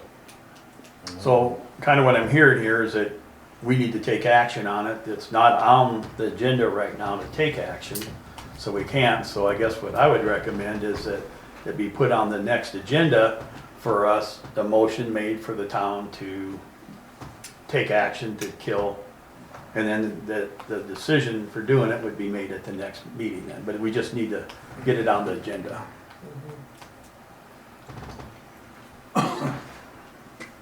Jerry. Go ahead, Dan. So, in the meantime, I will reach out to Troy and see who he uses for his chemical applications on that, because you have to be licensed. I don't know if he's using Warm Chemical. It used to be we used Johnson a lot. They could use the Tordon and put it on them and be done with it, but it's just a matter where that's never been a common thing. And I was gonna express with the easement on that, and now a new owner, in actuality, you could make that owner responsible to take care of that problem within themselves too. Even though we're in that circumstance with it coming back and with the main, we haven't been affected when the tree was alive versus now that it's cut down. So in actuality, if they're trying to push that weight on us, they don't have any elevation on that. Nope. That's correct. Go ahead. It's been a really mild year, but I mean, normally trees of like that are already dormant at this time of the year. So it's really a good time to try to poison a tree because it's not going to the living part of the tree, it's going to the root system. So it's really actually a good time to try to kill it, root and all. But I guess the individual came to the office the other day and he didn't want to pull it. And Yeah, and he was talking, I just overheard him and Gal and Jill talking, and you know, one thing about it, and he was more than happy to turn it over to us. Of course. Of course he was. Well, yeah, and he didn't want the digging out there either, but I'm just gonna throw this out there, you know, you put it back on him. I don't want him going back to Pam and saying, hey, I didn't know this tree is a big fiasco and whatever, and then we go back all full circle to that whole deal. if we again. go back full circle, and if it isn't the town's responsibility to remove that tree, or remove the roots and the saplings that are growing, and before, our cameras showed that there was no damage to our sewer lines, there's no root intrusion or anything from that tree, then why did we take the tree down to start with? Well, that's what, we paid for it at that time too, so we must have But then why did decided we do was it? our- That's, well, wait a minute. If you wanna get into that, we're gonna go into executive session. Yeah, so, I wouldn't do that. She Yeah. sold the property, Yeah. let sleeping dogs off. Yeah, it's a good thing she sold the property. So, She'll be yeah. gone. No, if we just. so. But did we took it down to get rid of the tree to begin with, right? So don't we have to finish that process? we paid, the town I mean, paid, $1,300 to cut down the, let's see, I don't remember how much, was it $1,300 for the tree, and then we had to do the. 1,800 for the tree and And then then some. we were gonna make her do the grinding, it was $275, and then she wrote a check and stopped payment on it within a couple of weeks. And But- then she filed claim, notice of claim through an attorney, and they dealt with that, and our insurance company went through that and denied the claim. And then I know recently, she contacted me for records, and I asked her, why, and you really didn't get a But was that definitive answer, but purpose- it kinda makes sense now, cause she sold the property, so there's some discussions probably about that. But the purpose in cutting the tree, was it to kill the tree or just cut the tree down? You know what I'm It was saying? a What I was- favor in They the had to beginning cut down of the it to tree, help right? her Well, out. yeah, so you they were could doing move them all some, along. So- landscaping over there to fit that huge Oh. mobile home on the property lot line. There was a problem right from the get-go, the house was too big for the lot, they couldn't meet the setbacks, and Right. I went to bat for her and got a variance to move the house further to the north, to get it off of the easement by inches. And the tree was a problem because they couldn't get the house in there because of the tree, she requested to have it taken down, and we did, and now it's coming back to bite us a little again. So it The wasn't tree did originally near because we- of the sewer The old lines? oak tree. Huh? The old Yeah. oak tree. But they, Yeah, the old what I'm oak trying to get to Better realize fix is, it on. there was a request made, Yeah. to get the tree out of there. Yeah. Okay, so the town removed the tree, Right, and the town paid for it. correct. Now there's a request for getting rid of Yeah. the saplings, So and we should Sewer probably lines. finish the task, that's what a point I wanted to Right, bring out. Right, And it's at the town you expense. know. I can Right. see where that's gonna end up. So, So, yeah, I'd finish the task. Okay. So, I mean, what are we looking at? I'm not familiar with that at all, so I don't know what it costs. I'll just make it simple, I'll make a call, I'll find out the cost, and by next meeting, we'll know. it'll be on the agenda, and we'll have that supporting data with the agenda. But it's, I guess the way I see it is, that someone requested to take a whole tree down, so we took a whole tree down. Someone requests to take out, 5 little things that are this big around and kill the tree. But how do you do something for one person, you don't do it for the other, but I just thought that's it beyond me. revolved all around the sewer line, though. Yeah. So, Yes. Well, there was some Yes, but no. discussions about that though too, because it was in the easement. It could have very well got into the line. I don't know if the line was no, they did camera and it was cambered clear. and it was clear. It was cambered and it was clear. Because that's Yep. the problem you have sometimes. Oh, yeah. Into the line. Yeah. Okay, we'll just be adding that to the next agenda item, and Dan will be getting an estimate. Thank you, Dan. The bolted tank interior floor reseal, that's pending. I know that Vicky was probably gonna wanna raise some issues with that in the future, but Yeah. yeah. And then, under the work orders, are there any questions on the list of work orders that are in the project? I have just one comment. Yes. The list is getting shorter and I appreciate that, thank you. That's where I was going. We still have one controversial one on there, and that's the property over here with the water line and that stuff. We need something in written permission to go on that man's land, because he's made lots of threats and stuff in the past and got no trespassing signs up and on and on and on, and even though he says you can go in there and do what you want to, that's not good enough for me. Don't blame you. So I would suggest that we send a letter to him and stating that fact that we need written, and he could come out here and sign and notarize his signature and allowing that to happen. Who are we talking about? Yeah. Or what's the name? Over here, yeah. Joe and man, Jim Alley. What do we want to do? Well, Too much room to talk. long story short, there's no water on that lot, the vacant lot, between him and Jeremy. He is proposing to sell that lot, Uh-huh. and without water on it, I have a stinking suspicion that if that lot wasn't occupied, that line probably got cut on the other side of the highway during the storm drain installation. So, other than boring under the highway and trying to hit the main on the other side, and I'm thinking there is a main on 4th Street that would be much easier to tap and get a new line into that property. However, there's a little baggage with that too. There's fiber optic and 300 pair telephone, and that alley just a total mess to be digging in. So you want to get permission from the property owner to do what? There's a riser there that we have not determined whether that is alive or not. It's just stubbed out of the ground, it's been mowed off several times, and one thing that there could be a shut off at the bottom of this. So at one point, he was gonna have some guys dig it up by hand, so it didn't make such a big mess.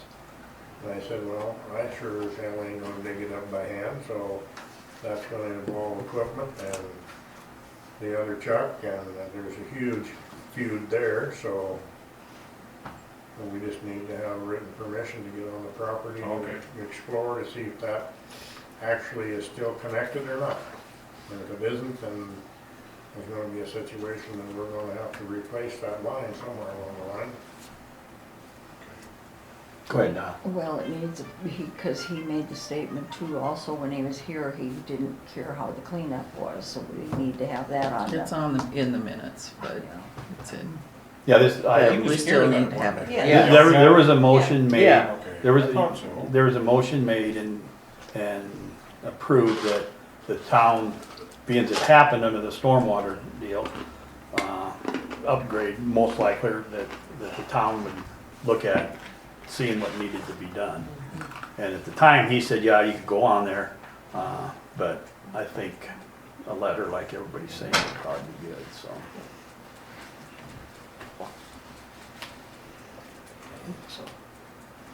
I think that's it on my end.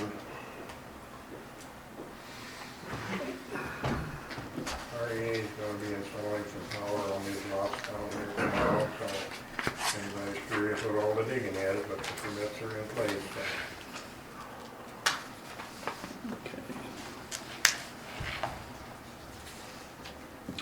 At this point, I'll turn it over to Jody for her updates. Okay. All of the monthly financials are attached. And if there's anything that catches your eye, try to help you with it or get an answer back to you.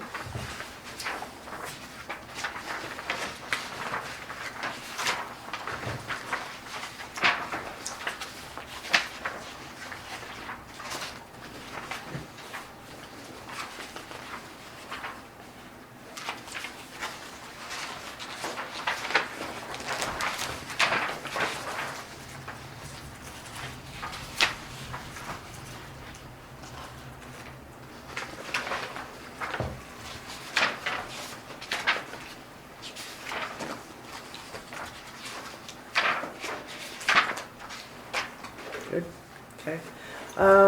The SBI insurance coverage, last time we talked about it, we had a motion approved, but, I don't know that there's any progress been made on that, who's gonna do the repair and the costs. No, the We never motion, decided to go out and do proposals or anything. the motion was made that the finance officer, or the board president would work with the finance officer to do it. That's why I'm recommending it be removed, and it needs to be put on our tracking item. Right, We have a 60-day deadline, that was bring up in the last meeting also. So we'll have to go out and look at getting an estimate to do that. right, And it was approved to do that last time, so. okay, But it needs to be put on the tracking list yep. and removed. It wasn't removed last time, so. Okay. That research, that's pending, right? Yep.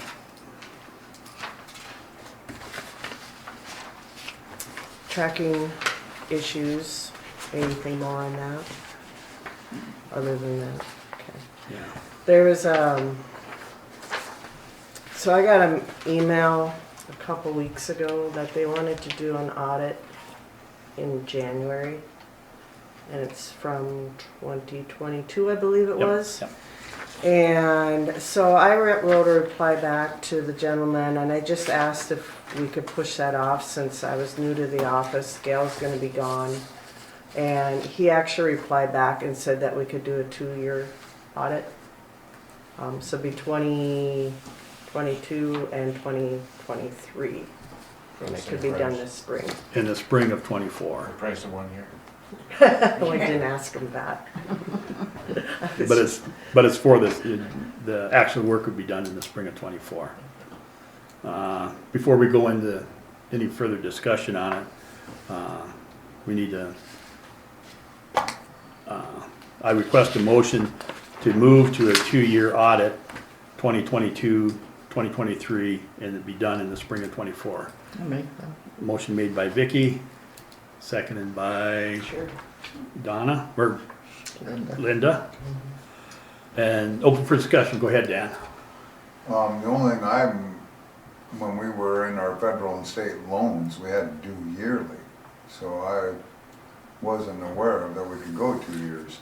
That was our requirement.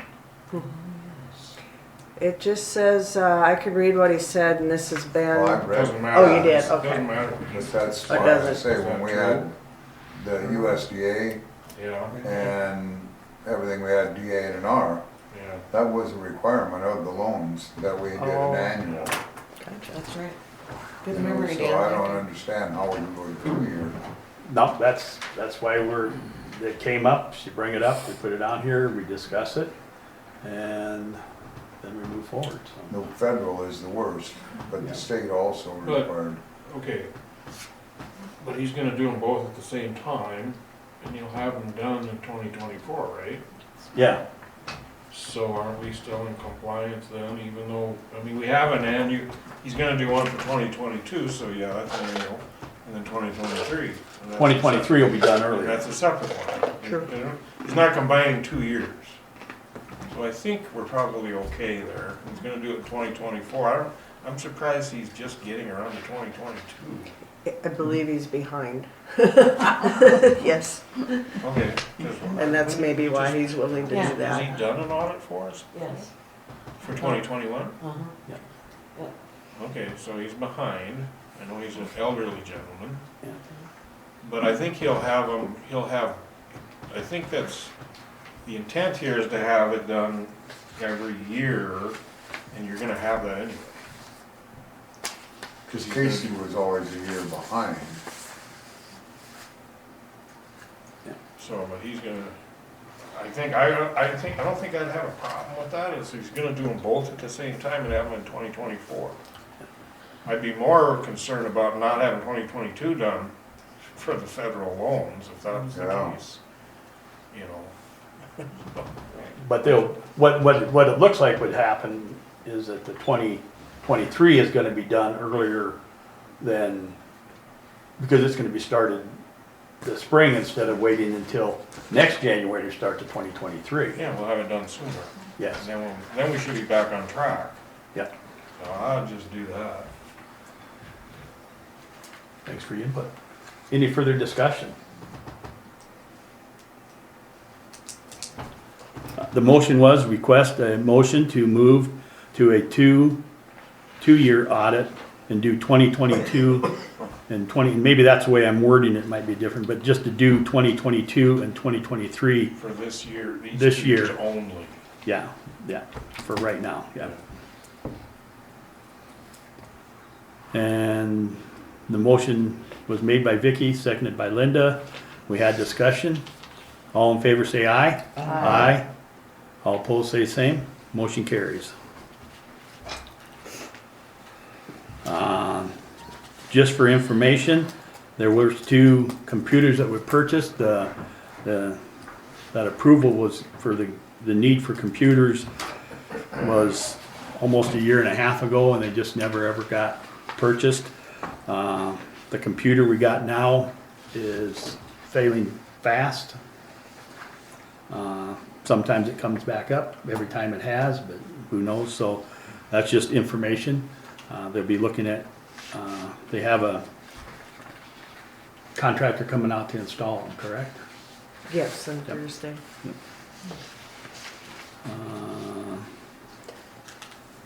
The next agenda item then would be, is that all on your head on? Oh, you wanted to discuss some other stuff, yeah, go ahead. Yeah, it didn't get on the agenda though, did it? No, Okay.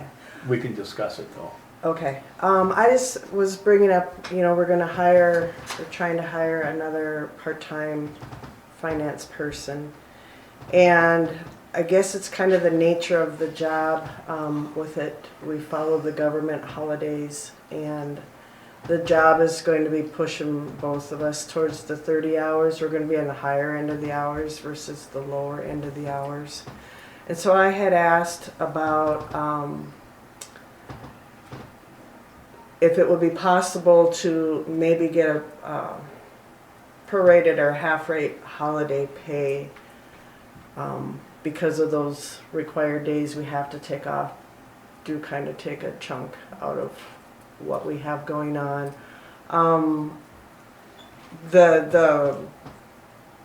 Maybe the most best way to do it would be a prorated. And then you take the history of how many hours worked, and that would be to the person's benefit if they're working 30 hours. But what I actually would propose that would be easier in the finance office is just to do a half, like 4 hours of holiday pay for the part-time, since we're gonna have a couple people in the office doing that. And we actually addressed that when we talked about the vacation in the past, but the holidays wasn't addressed then, so. But, Just people's thoughts on that. Because all of a sudden you take 8 hours out of a 30-hour work week and we get kind of shorted on that. but it's not on the agenda, so we can't, I thought it was gonna get on it, and I didn't catch it, so.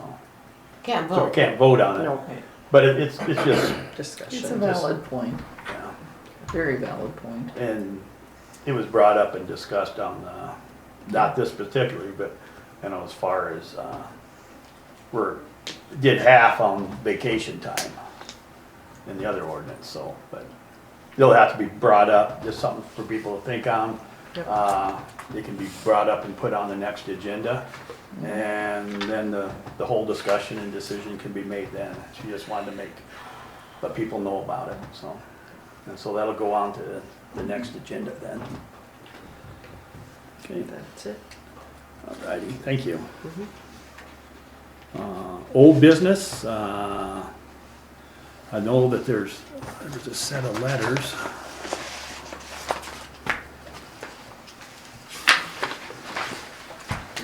I thought there's some letters up here that Gail had put together there was a certain number of citizens out there, and without the letters, I don't know what happened to them.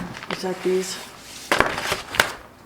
Where we're No, gonna this go is out what to, should- where we're gonna go out to the citizens and get them to sign stuff, no, annexation petition.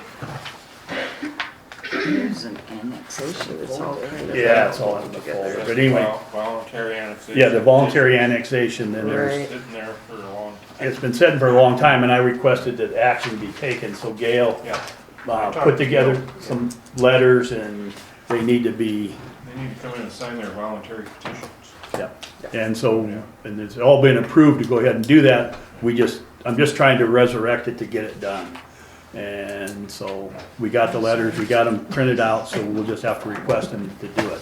And this new person that bought the one people's house, I think he came in and talked to you guys a little bit about it, and he may be interested also in voluntary annexation. So as soon as you get those petitions signed, I need them, and then I'll do a resolution of intent to annex based on the voluntary petition.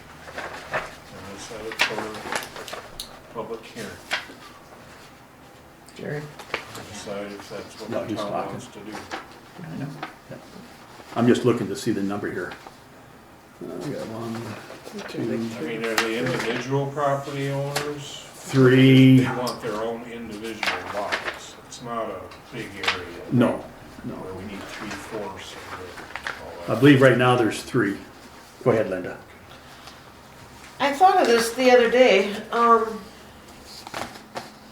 If we annex in those 3 properties that are on Gumbo Lily Lane, how does that work with? Not Gumbo Lily, they're on, Fairgrounds Place. Fairgrounds Place. Sorry, okay. All right, I'm okay then. that. Never mind. She Yeah. says never mind. Yeah, what the annexation stuff, and Mitch knows this too, is as long as it's contiguous and nothing in between them, Right.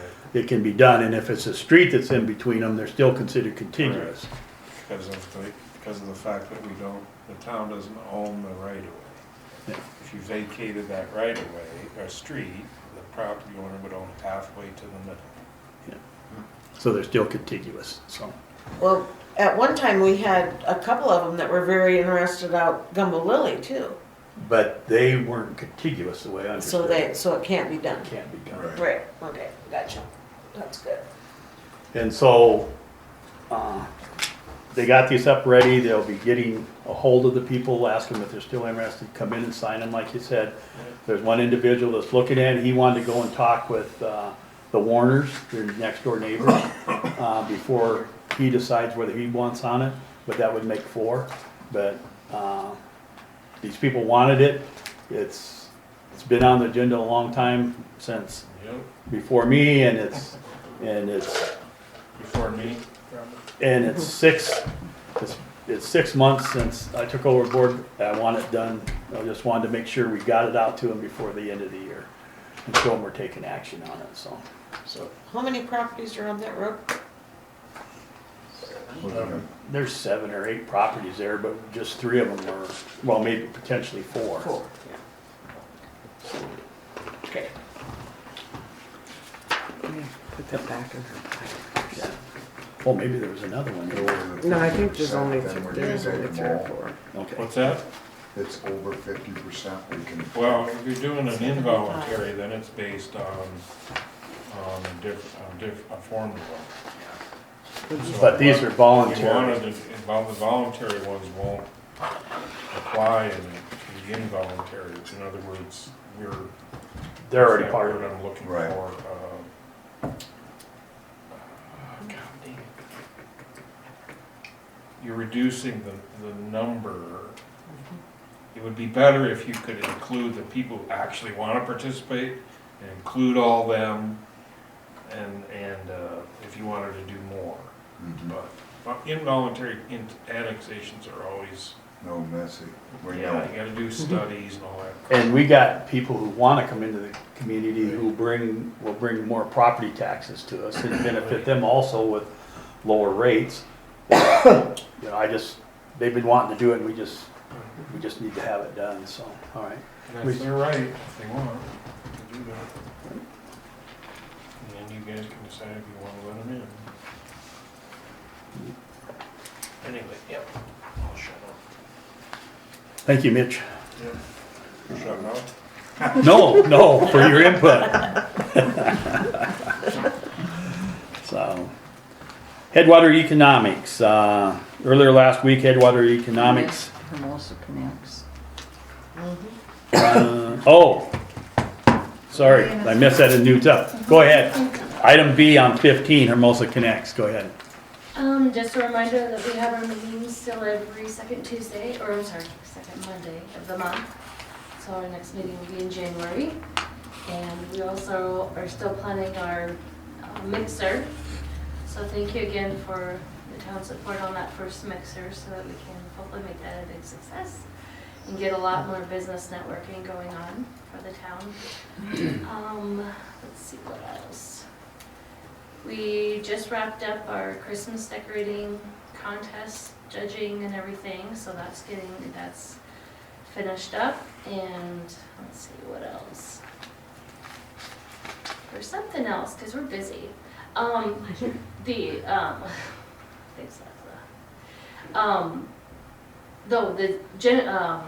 The June vendor fair. So it was the vendor fair / farmer's market. It's just gonna be vendor fair. And so June 22nd is the date that the group decided on to be the next vendor fair. And I also talked to Christy, who does the annual community-wide garage sale, who's running that now. And so I gave her that date, and she thinks that will work. So she's going to try to get the all planned together. One big event like we had last year, hopefully, or bigger. Okay, thank you for that update. Do you have any idea when the mixer will be at? January 16th January 16th. at the Beef Building. Did I forget that? Do you remember the time?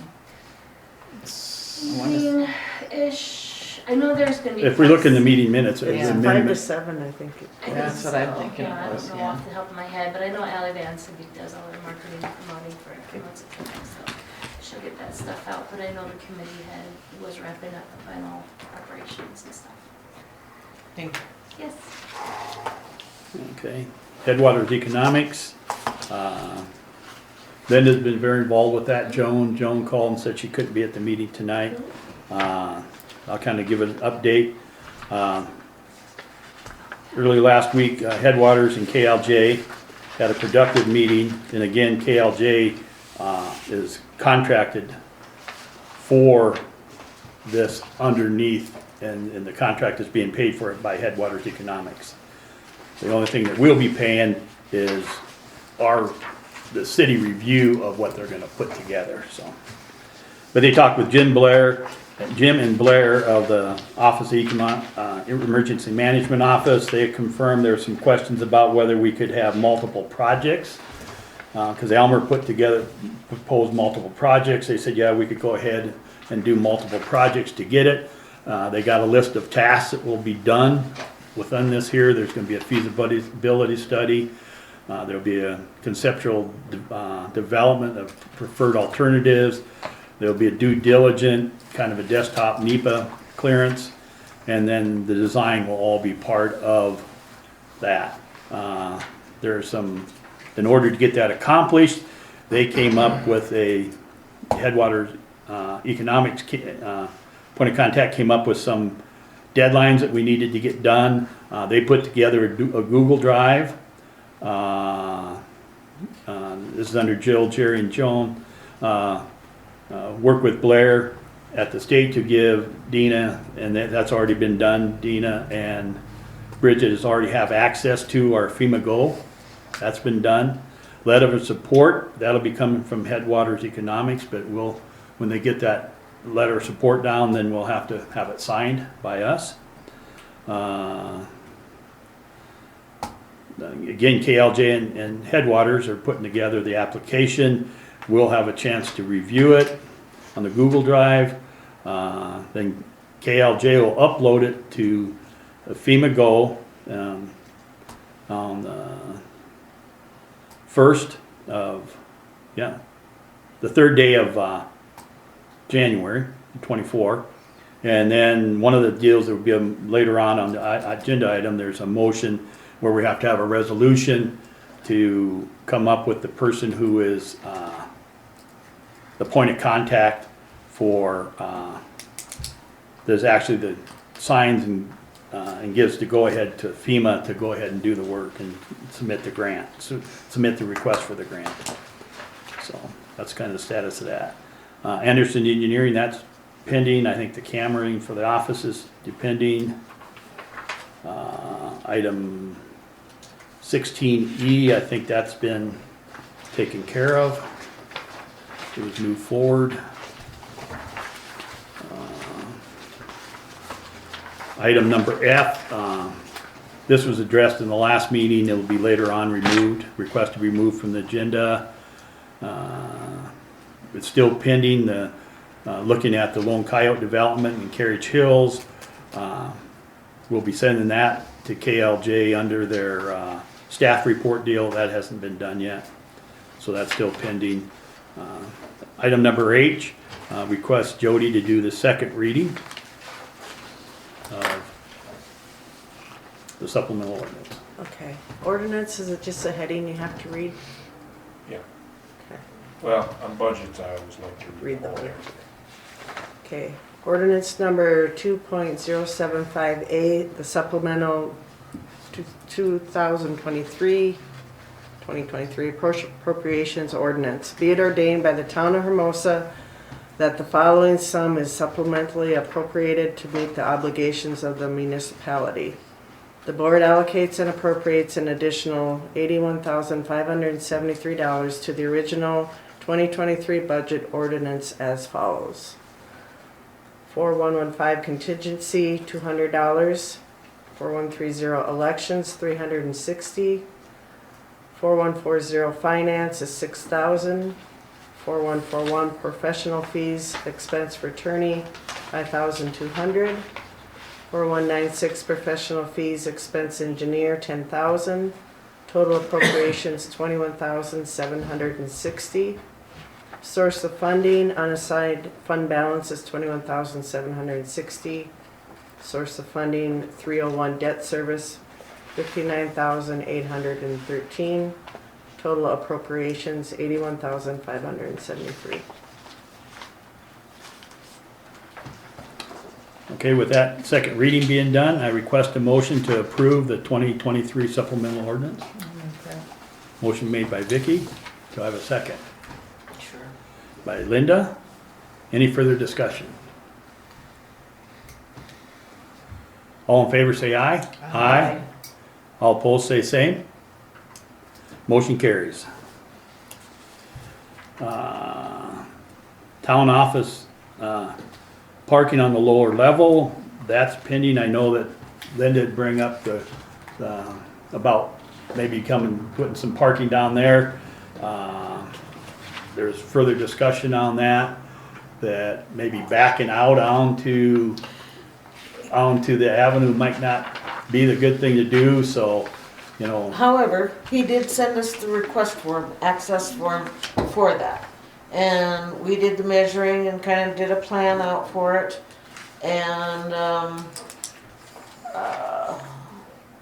we have to send it in to Rich to get it approved.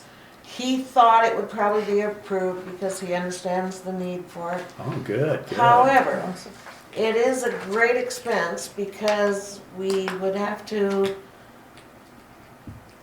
either gravel or pave that area.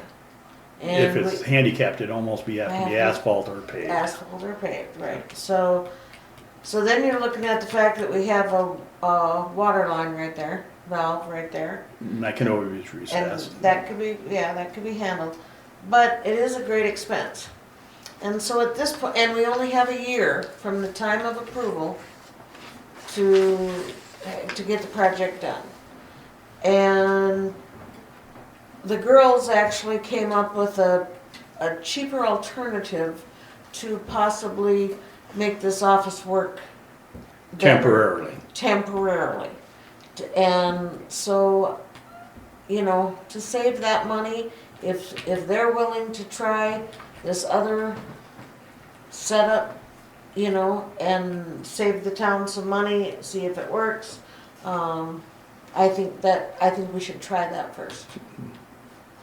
We can keep the form. I can call Rich and tell him that, you know, we've decided to postpone this a little while. We're trying out an office arrangement, and I'll ask him how long, as long as the application is not dated and sent in, you know, Yep. I'll hold it, so. Well, thank you for doing that work. So, It would fit three parking spots. pre-handicap. One van accessible, one maybe kind of compact, and then another one.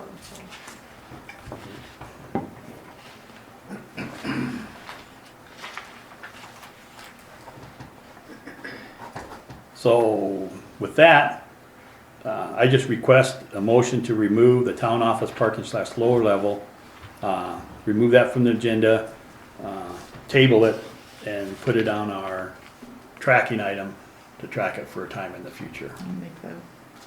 Motion made by Vicky. Do I have a second? Is there nothing else we want removed from here? That'll, I just thought doing it all together would be. I do have something that has them all together down there, but that's on a different agenda item. So, well, where is it? Yeah, it is, coming up towards the end. Yeah, this is an individual. All right, I'll second it. Okay. Any discussion? All in favor say aye. Aye. All opposed say same. Okay, motion carries.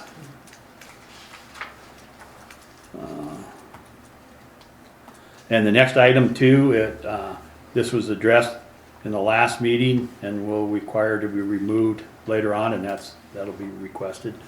The BB and funds, this was addressed in the last meeting. There will be later on where they ask about it, where I request a motion to have it removed. Linda, I see you got the Negebauer signed the Yep. temporary lagoon. Go Yep. ahead, thank you very much. They came in and got that done, so. And I thought that we might need a motion, but we didn't need to sign it. They just need to sign it. So under that item there, under L, we don't need a motion for that. So we could cross that out under L. Is that the easement I did? Yes, Yes, sir. They signed it? yes. So we want to record it? I think that's what you said. That's what you wanted to do. Yeah, I did want to do Okay. Yeah. Do we have to have a motion to record it, or I thought that we made that motion last time? No, I just want to remind you to record it. Yes, record it, yes. And while we're talking reminders, I just wanted to remind you that the meetings in January, instead of being the 1st and 3rd, Yeah. are the 2nd and 4th. I remember. Okay, thank you. Okay. And then on that item there, per what Mitch said, we want to track it in our tracking system until we get it recorded.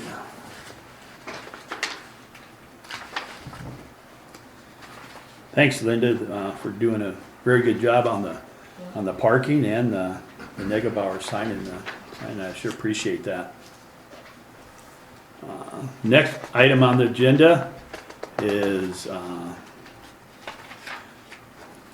I request a motion for Ferguson reimbursement of the zoning permit money less actual town expenses per Jill's attached calculation. Do I have a motion? I'll make that.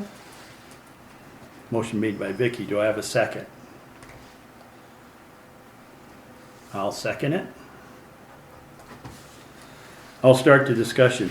In review of the attached P&Z minutes shown, Mr. Ferguson's original intent was for the property to remain residential. Note, permit 2023-02 residential building application, partial 009322. During the February 14th, 2023 Planning and Zoning meeting, Harris recommended he rezone from residential to commercial. Board the Planning and Zoning Board made recommendations for Ferguson to complete zoning applications to zone property commercial. Chuck really didn't have a choice in that matter. We look at the BOT meeting minutes from 3/21-23. BOT minutes, motion made, second to leave property as residential, parcel 009322. And research the possibility of the permit fee being refunded, refund amount. Vote was 3 yeas, 1 nay. Motion carried. Motion to do research on the fee schedule and review at the next BOT meeting. Vote all yeas, motion carried. In that meeting, Mr. Ferguson did express his preference to be rezoned to commercial, which would give him more options. This was based on listening to the recordings and stuff, was based on the fact, and he mentioned this, that he was required to submit for a rezoning package and spend over $1,000 total, and it was requested by the board, and then the board turned him down. After listening to the recording, and I actually put in the packet, you know, where the board members could go and listen to that recording, the exact minutes when it was there. After listening to the recording and reviewing the meeting minutes, it was very clear that Chuck did not submit for rezoning without being told to. The original request was a permit, 2023-02 residential building application partial. After listening to the recording and looking at the meeting minutes, it is also very clear the BOT wanted to review the possibility of the permit fees being refunded in the next meeting. The motion was made and seconded to leave property as residential. I'm just reading what was there before the motion. Partial 009322 and research the possibility of the permit fee refund amount. There was a vote on that, 3 yeas, 1 nay. Motion carried. Motion to do research on the fee schedule and was supposed to be at the next BOT meeting. That was a vote, all yeas. The recording stating it would be addressed at the next meeting and would be on the agenda, a statement from the BOT president on that recording. Review the agendas from 3-21 through -23 to June 22, 2023. This subject has never been brought up on the agenda. Again, I'm discussing, so this is my opinion. After my review, Mr. Ferguson should be refunded the cost of the rezoning permit minus the cost that the town incurred. It was the planning and zoning boards that requested him to resubmit the rezoning package and then voted against it. It is also my opinion if Mr. Ferguson's original intent was to request for rezoning and it was turned down, then he would have to pay. But his original intent, and he didn't do the requesting, this was not the case. That's my first discussion. Any further discussion? Go ahead. I remember parts of that discussion, and I believe I was the one that brought up that he needed to be refunded the money minus what was caught, the expenses to the town. And Chuck was okay with that. The problem was that he was pushed into changing his zoning, and then it was voted against. So I feel he needs it refunded.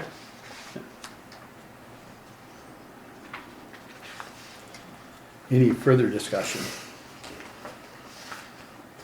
If no further discussion, all in favor say aye. Aye. Aye. Aye. Next. Abstain. And abstain. 3 ayes, 1 abstention, and a nay. Motion carries. Item number N, I'd like to table.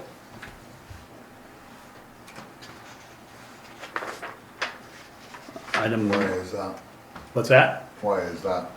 I wanted to go into executive session, unless you want to have it tabled. Don't know. No, I'd Okay. just soon discuss it in the public. Well, there was something that's gonna come out in executive session, but anyway, I will. I request a motion to reassign Hallsworth's committee memberships, the chair of the street going to Donna, and the vice chair of sewer going to Vicky. I have a motion. I'll make that. Motion made by Vicky, do I have a second? I second it. Second by Donna. Any discussion? And why is that, please? The reason is, Dan, is for the last 6 months, you have not participated when you've been requested to participate in the, Well, I guess, Jerry, you know, in the sewer end of it, I haven't been told. I'm not Just talking about like- the sewer, I'm talking about the But road I'm side. talking about the sewer side too. On the road side, of course, I'll use Mr. Ferguson's comment that we've been very busy, been very heavy on it. I have tried to get a hold of Mr. Short, and Yeah.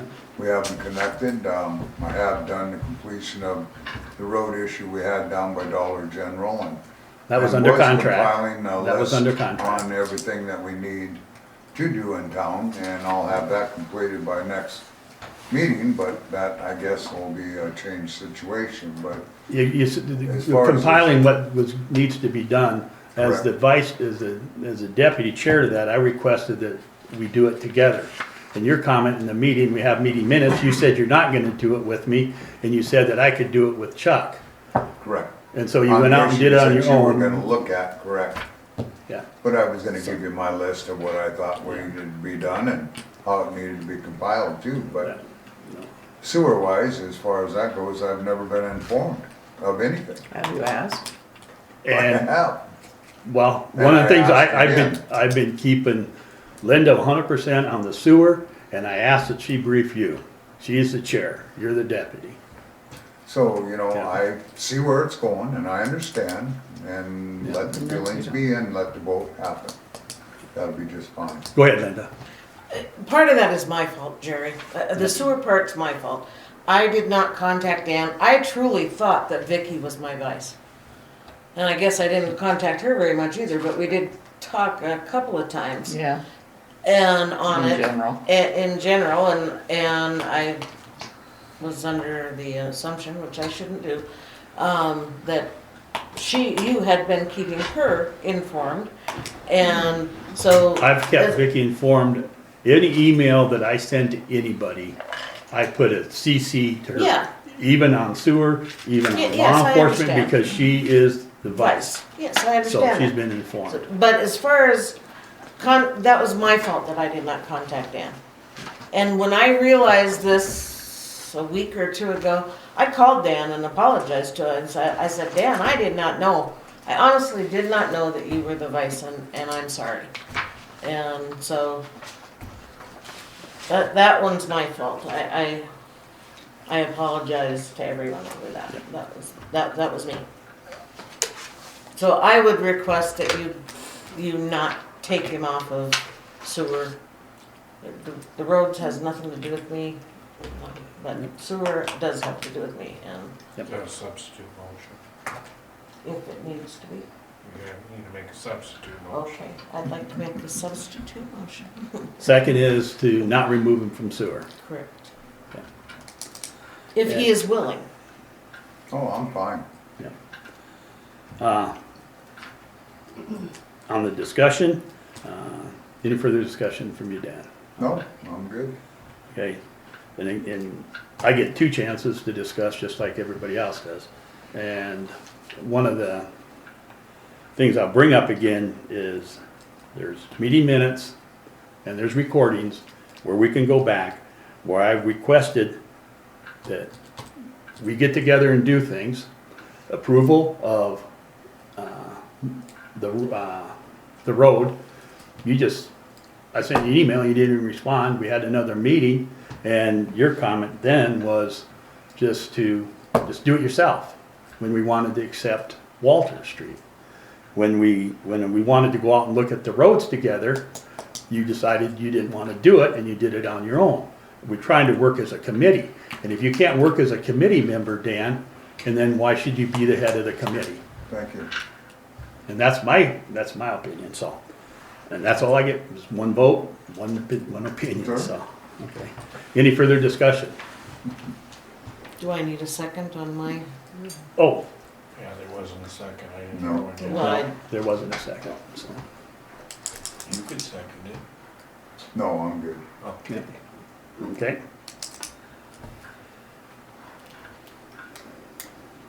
Okay, again, the motion was, I request a motion to reassign Halsworth committee memberships, the chair of the streets going to Donna, and the vice chair of sewer going to Vicky. The motion was made by Vicky, seconded by Donna. We had discussion. No further discussion. All in favor, say aye. Aye. Aye. All opposed? Nay. Of course, abstention. You can. No, you can vote. You definitely have a vote. Okay. You can vote on that. Yeah, you definitely have a vote on that. Motion carries.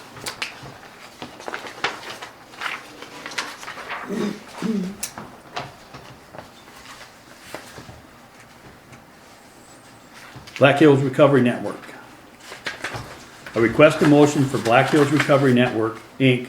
to provide financial reports / bank statements for the past 5 years by the first meeting in January 2024, so the BOT members can determine if the town will continue to provide support of any kind for printing of the Hermosa newsletter. I request that motion. I'll make that. Motion made by Vicky, I second it. seconded by Donna. I will start the discussion. The Hermosa newsletter, ID UB191269, is owned by Black Hills Recovery Network, Inc. It is a doing business as Hermosa newsletter under Black Hills Recovery Network, Inc., a nonprofit corporation. The newsletter charged for ads. The bot needs to know if the income for the ads are being deposited into the Black Hills Recovery Network, Inc.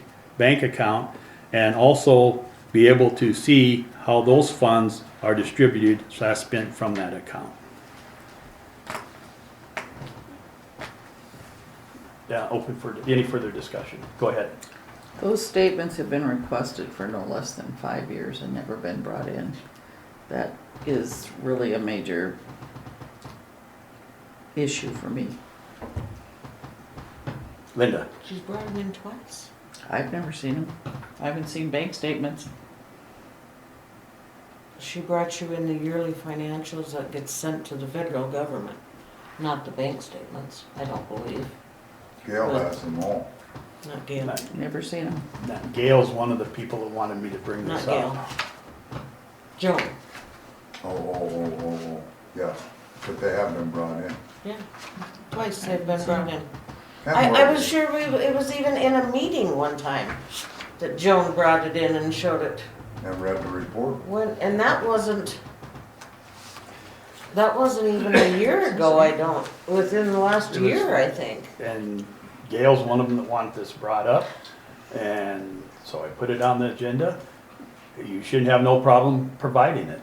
None. Like I said, I thought it was done already, so. And what we need to see is something other than just something typed up on a piece of paper. One of the things when it came up for Hermosa Connect last week, the last meeting, about sending money to them, we wanted, you know, we gotta see we gotta see receipts, we gotta see this, we gotta see this, we gotta see this. And that's right, we got to, and because we're taking care of citizens' money. And the same thing here, we need to be able to see the paper trail on where money goes in and goes out. And that needs to be made available to us, so we can make the determination, do we want to go out and continue to give taxpayers' money to this organization? And if the stuff comes in, you look at it and say, yeah, then we keep on doing it. But we just need to know what it is. Go ahead. Well, I think one of the biggest concerns is if they're bringing money in, why does the citizens have to pay for printing the newsletter? If they can't handle their own funding to print the newsletter, then it needs to go away. In the past, it was always because it was a benefit to the town. The town had, like, we put in the voting thing, you know, when we vote, and. Well, I agree, I mean, I'm but, just saying, that, you know, there's the town board president is allowed to make a monthly statement in there, so that the citizens know what's going on if he wants to. Anytime there was a position available, that was always printed up in the newsletter for free. There was things that were done by the newsletter to benefit the town at no cost. but what happens to the ad money? When people pay an ad, what happens to that money? Where's it at? What's it being spent for? Several different things, like. Well, then she needs to prove it. Okay. We just need to see, okay, a check from business X. Who is the person we're talking about? Joan is the one that does the newsletter. Okay. But the Black Hills Recovery was started after the flood by request of the governor.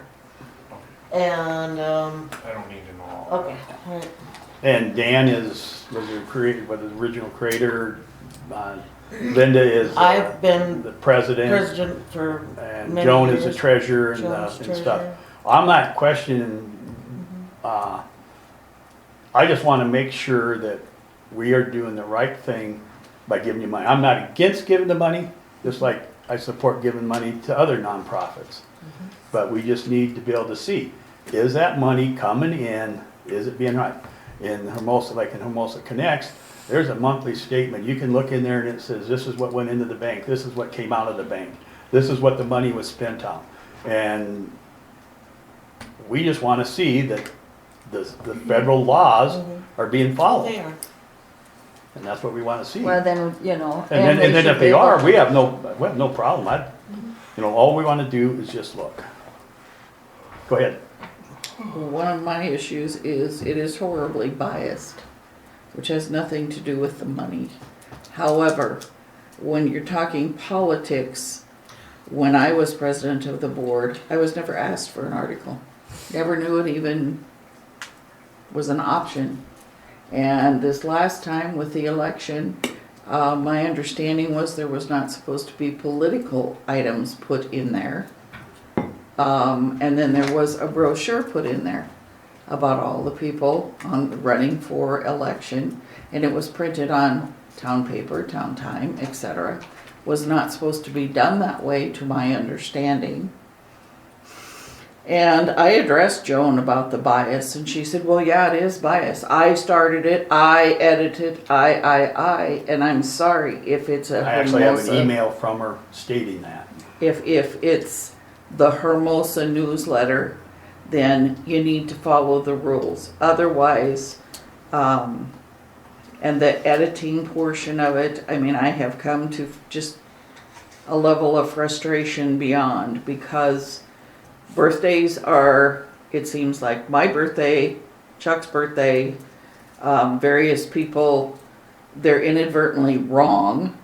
because there's a mistake, or we forget to put something in that was requested by one of us, and that's a mistake, but other people's stuff gets there. And I'm tired of the bias. I don't want to support something that is that biased. If that's the case, rename it Harris Newsletter.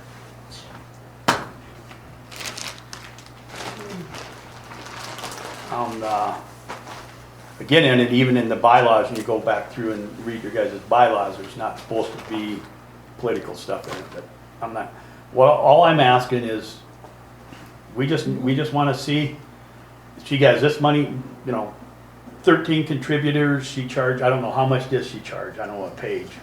I've never been involved in it. I know Gail asked me for like how much is charged when you advertise, and I sent her that a while back. Yeah.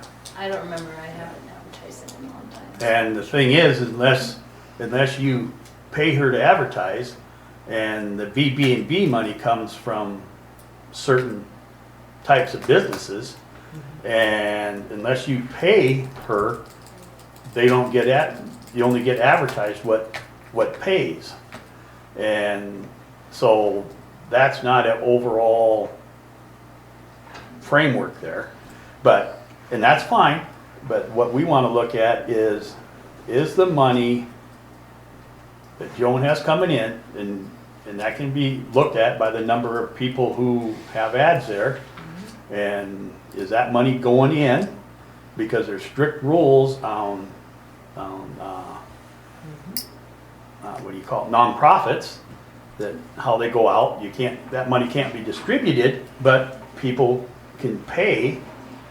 Say that the thing is that there was a salary paid to somebody to do something, but you can't distribute the money back out. So does that money stay in there and go towards bicycles? Does it go towards whatever? And that's all we want to see. I'd like to call for a vote, please. Okay. Okay. Motion made. Do I need to reread the motion? No, it's very clear. Okay. And motion was made. Motion by Vicky, seconded by Donna. We had discussion. All in favor say aye. Aye. Aye. All opposed say same. Do I have to abstain since now I'm the No, I don't think so, because it's president of nonprofit. It's nonprofit. the- Well, I know, but it has to do with money, so. No, but it's still nonprofit. Do they pay you? Oh, God. No. Okay, then you can vote. Yeah. Okay. It's a nonprofit. You don't have to abstain, so. Okay, just making sure. Yep. Exactly, with us being members, so. Yeah. No, you don't, you can. Just like Mitch, he made the call that I could be. If it doesn't the involve treasurer. a proprietary Yeah. interest, you can Yeah. vote. And so the motion carries, all yeas. So, Can I make one other remark? we've actually, Okay, never mind. you can make the remark that you want, but we've already had discussion, we already had the vote. It's okay, Yeah, it's all, so, I'm over it. yeah, okay.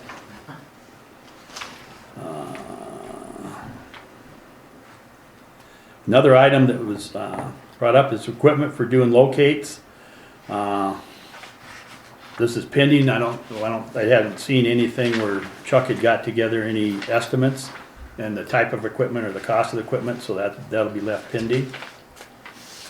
Item number Q, Chuck has already covered this. Chuck got with Linda and they came up with a solution. Linda talked to me about it and we agreed that it needs to get started so we can get the pumping started right away. So it went under emergency situation, just like when the tank was leaking. So they put the stuff together and Chuck's work will be time and materials. And it will be supported by, his materials will be supported by receipts. So that's where that's at.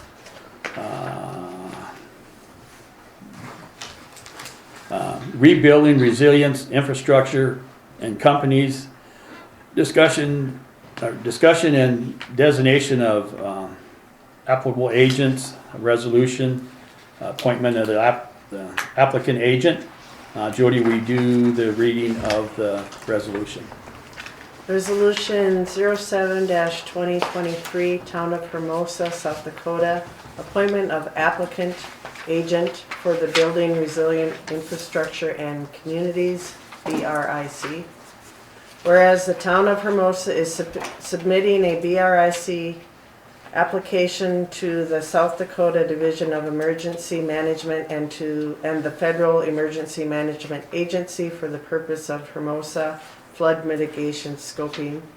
Whereas the Town of Hermosa is required to appoint an applicant agent for the purpose of signing documents and assuring the completion of all application documents. Now therefore be it resolved that the Town of Hermosa appoints me as the authorized applicant agent, dated this day of December 2023. Then you had the applicant agent is, you were gonna read the one that was filled out, so. Cause that's what we're Do making you a want me to motion read on. this one? Well, there's a letter that has to be submitted, and then here's the resolution. It's the resolution. But it's the resolution to have the bot president sign it, yeah. Okay. Okay. Well, with the reading of that, I request a motion to approve the resolution 07-2023. I make a motion. Motion made by Donna. And do I have a second? I'll second. Second. By Vicky. Any discussion? What this involves with is this goes back to the whole Headwater economics and submitting, in order to sign off on, there's a FEMA Go, in order to, for a community to submit an application for these grants, there has to be one person, and what the recommendation from the state is that it either needs to be the mayor or the bot president to sign it. We have emails that came from the state that states that, and what we're doing is trying to get the signatures to it. Is there any further discussion? And do you have those emails from the state? You should have, Suggest it's on the back side of, the backside somewhere. Yep. Do you want me to read it? Please. This is just some information. The application SAR stands for Signatory Authorized Representative. This is a person who will sign off on official documents between the state and FEMA on behalf of the Town of Hermosa. Historically, this person tended to be a mayor or board president. This person will not only be responsible for signing off on the application, but will be responsible for signing off on official agreements, contracts between Hermosa and SD, OEM, and FEMA when the grant is awarded. I would highly recommend this person be either an elected official or a staff member, as these documents will be signed on behalf of the town. The two documents sent to appoint this person historically were required as part of the application. With the new online system, FEMA has removed these document requirements as part of the app. However, at best practice, I highly encourage you to continue to approve via resolution as an applicant agent, aka SAR, in an official capacity. These documents assigning designation are only good for this application and would need to be done for any future FEMA Go applications as good practice. There is a link that she gave that describes the different roles and permissions. Please note that only a SAR can submit an application. Grant writers only have the ability to write the grant. The SAR is responsible for submitting the application to the state. And there's a FEMA Go program that we have to be into and put into.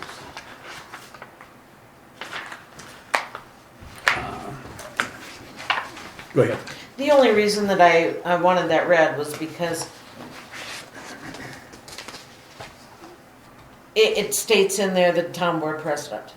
And so thinking that this would maybe be ongoing, I thought it should say town board president at this time is Jerry Stiles. Yeah, just one individual. Yeah, but now this is just the one individual contract, so yep. Gotcha. Any further discussion? Yeah. Do you have an issue there, Mitch? He's laughing at I'm me. just- Well, and then the additional safeguard is that any signature that's signed has to be authorized by the entire board. And that's what we're doing right That's what now. we're doing.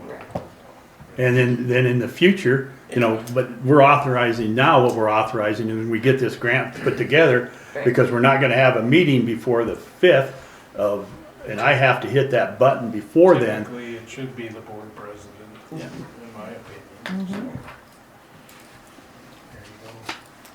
There you go. Any further discussion? All in favor, say aye. Aye. Aye. All opposed, say same. Motion carries.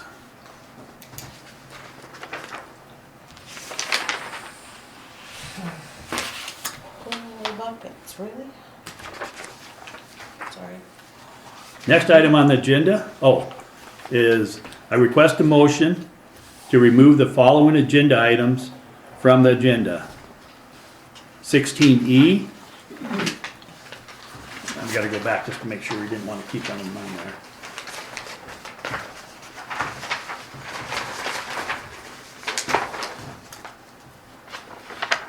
(16E), lease of the town shop. 16F, approval of that was handled in the last meeting. H, the second reading of the ordinance, request to remove that. J, Hermosa Board of Trustees, change the dates, we've taken care of that. The BB&B on K, we've taken care of that. Thanks to Linda, we got the lagoon easement sign, so we want to take L off. M, Ferguson reimbursement of the zoning permit money less actual town expenses. That was resolved in this meeting. N, reassignment of Dan's committee members. That was resolved in this meeting. The Black Hills Recovery Network, that's left open. And equipment, doing up, that's open, temporary ramp. I think I'm gonna leave temporary ramp. The reason I left that on there, even though it's kind of information, because at one point in time, he's gonna come up and have to give of course, and that'd be coming under claims. So maybe we should put Q in there too, Linda? It's your, Yeah, I believe. Linda wants Q in there also, so Q and R. Okay. So review that again.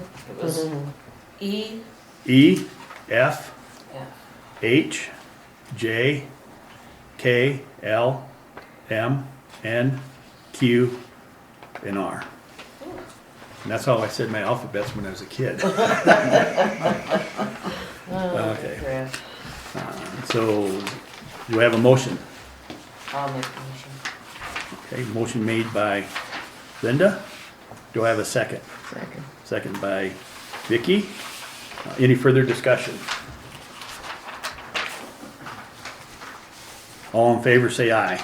Aye. All opposed, say same. Motion carries. Next item on the agenda, that clock glares, I can't even see. 8:46. 8:46? Okay. Items from the citizens. Any items from the citizens? Yes. I had the opportunity of running into a gentleman this evening that knew I was coming to the meeting and wanted me to tell the board a special thank you for all that you guys have been doing for the citizens. So they were very happy. A couple weeks ago, the fire department made a special note that they were very happy that they're starting to be involved with the town on things, and they like to see the positive changes as well. Thank you. Kudos to you That's guys. nice to hear. Thank you. Okay. Anything else from the citizens? Okay. Trustee input. Dan. Thank you, always entertaining, but never surprising.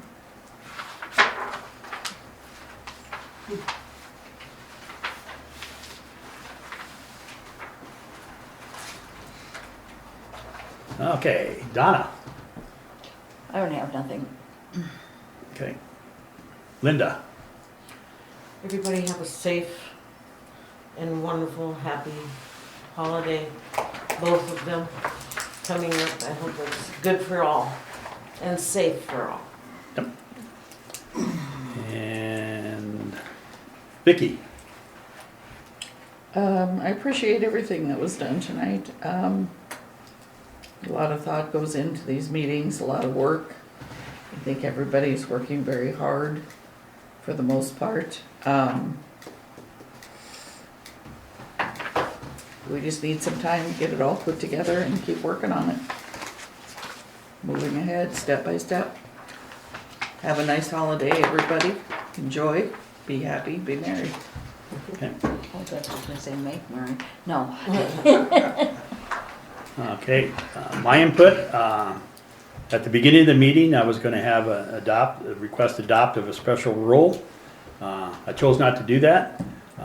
One of the things I thought I would just address it here is that I wanna say thank you to everybody for being on time for the meeting.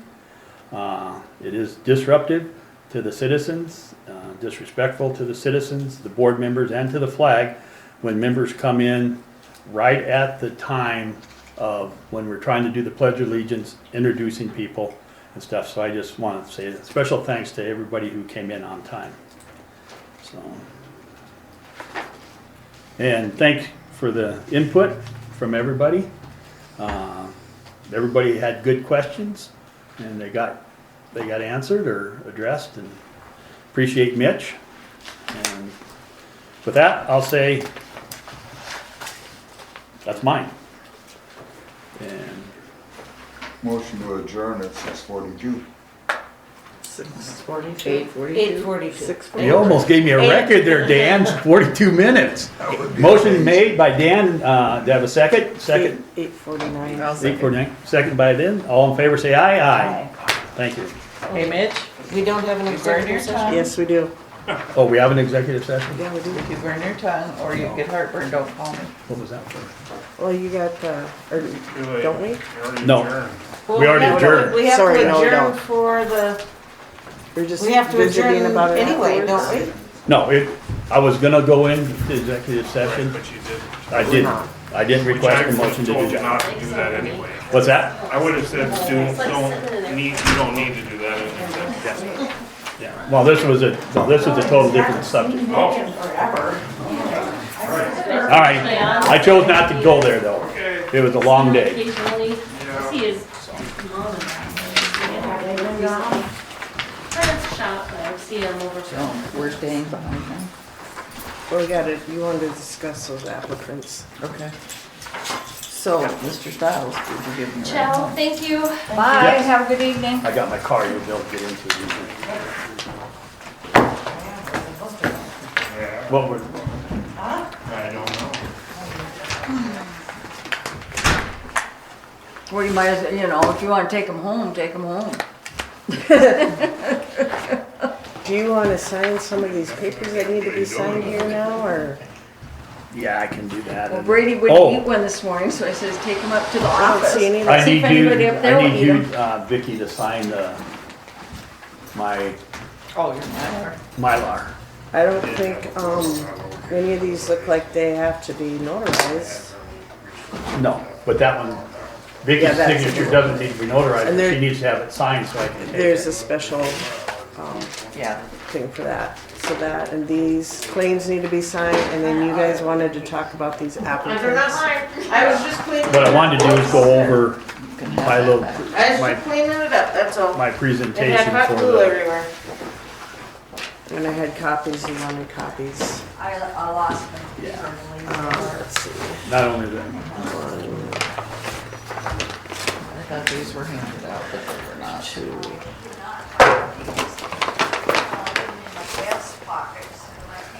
we have some applicants we're reviewing. Setting up meetings for. So that's what we're doing here, so. Oh, Supposed to do- finance officer? Applicants, is that what you're saying? Yeah. Okay. Well, I will look at them, tomorrow. Or or the next day or something after you're done with your meeting. Yeah, we'll be looking at them and setting up, interviews and then come Okay. back with recommendations. All right, kids. Well, this is it. Merry Christmas. Merry Christmas. Merry to you. Christmas. I don't see you. When are you going south? 24th of January. You're here now until, oh, I thought you were going back soon. No, Oh, I got, well, welcome to the, there's a lot of issues going on that need to be addressed. So, Yeah, welcome to the winter. yeah, Yeah. not such a bad winter, yeah. No. Well, thank you. and thank you very much for handling those 2 items, so. Well, yeah, that was, I gotta call Marvin or Stan and thank him for getting up here and doing it. I mean, I know everybody thanked him, the girls thanked him and all that, but I thought it was, he did well. Thank you Thanks, guys. Linda. Merry Christmas.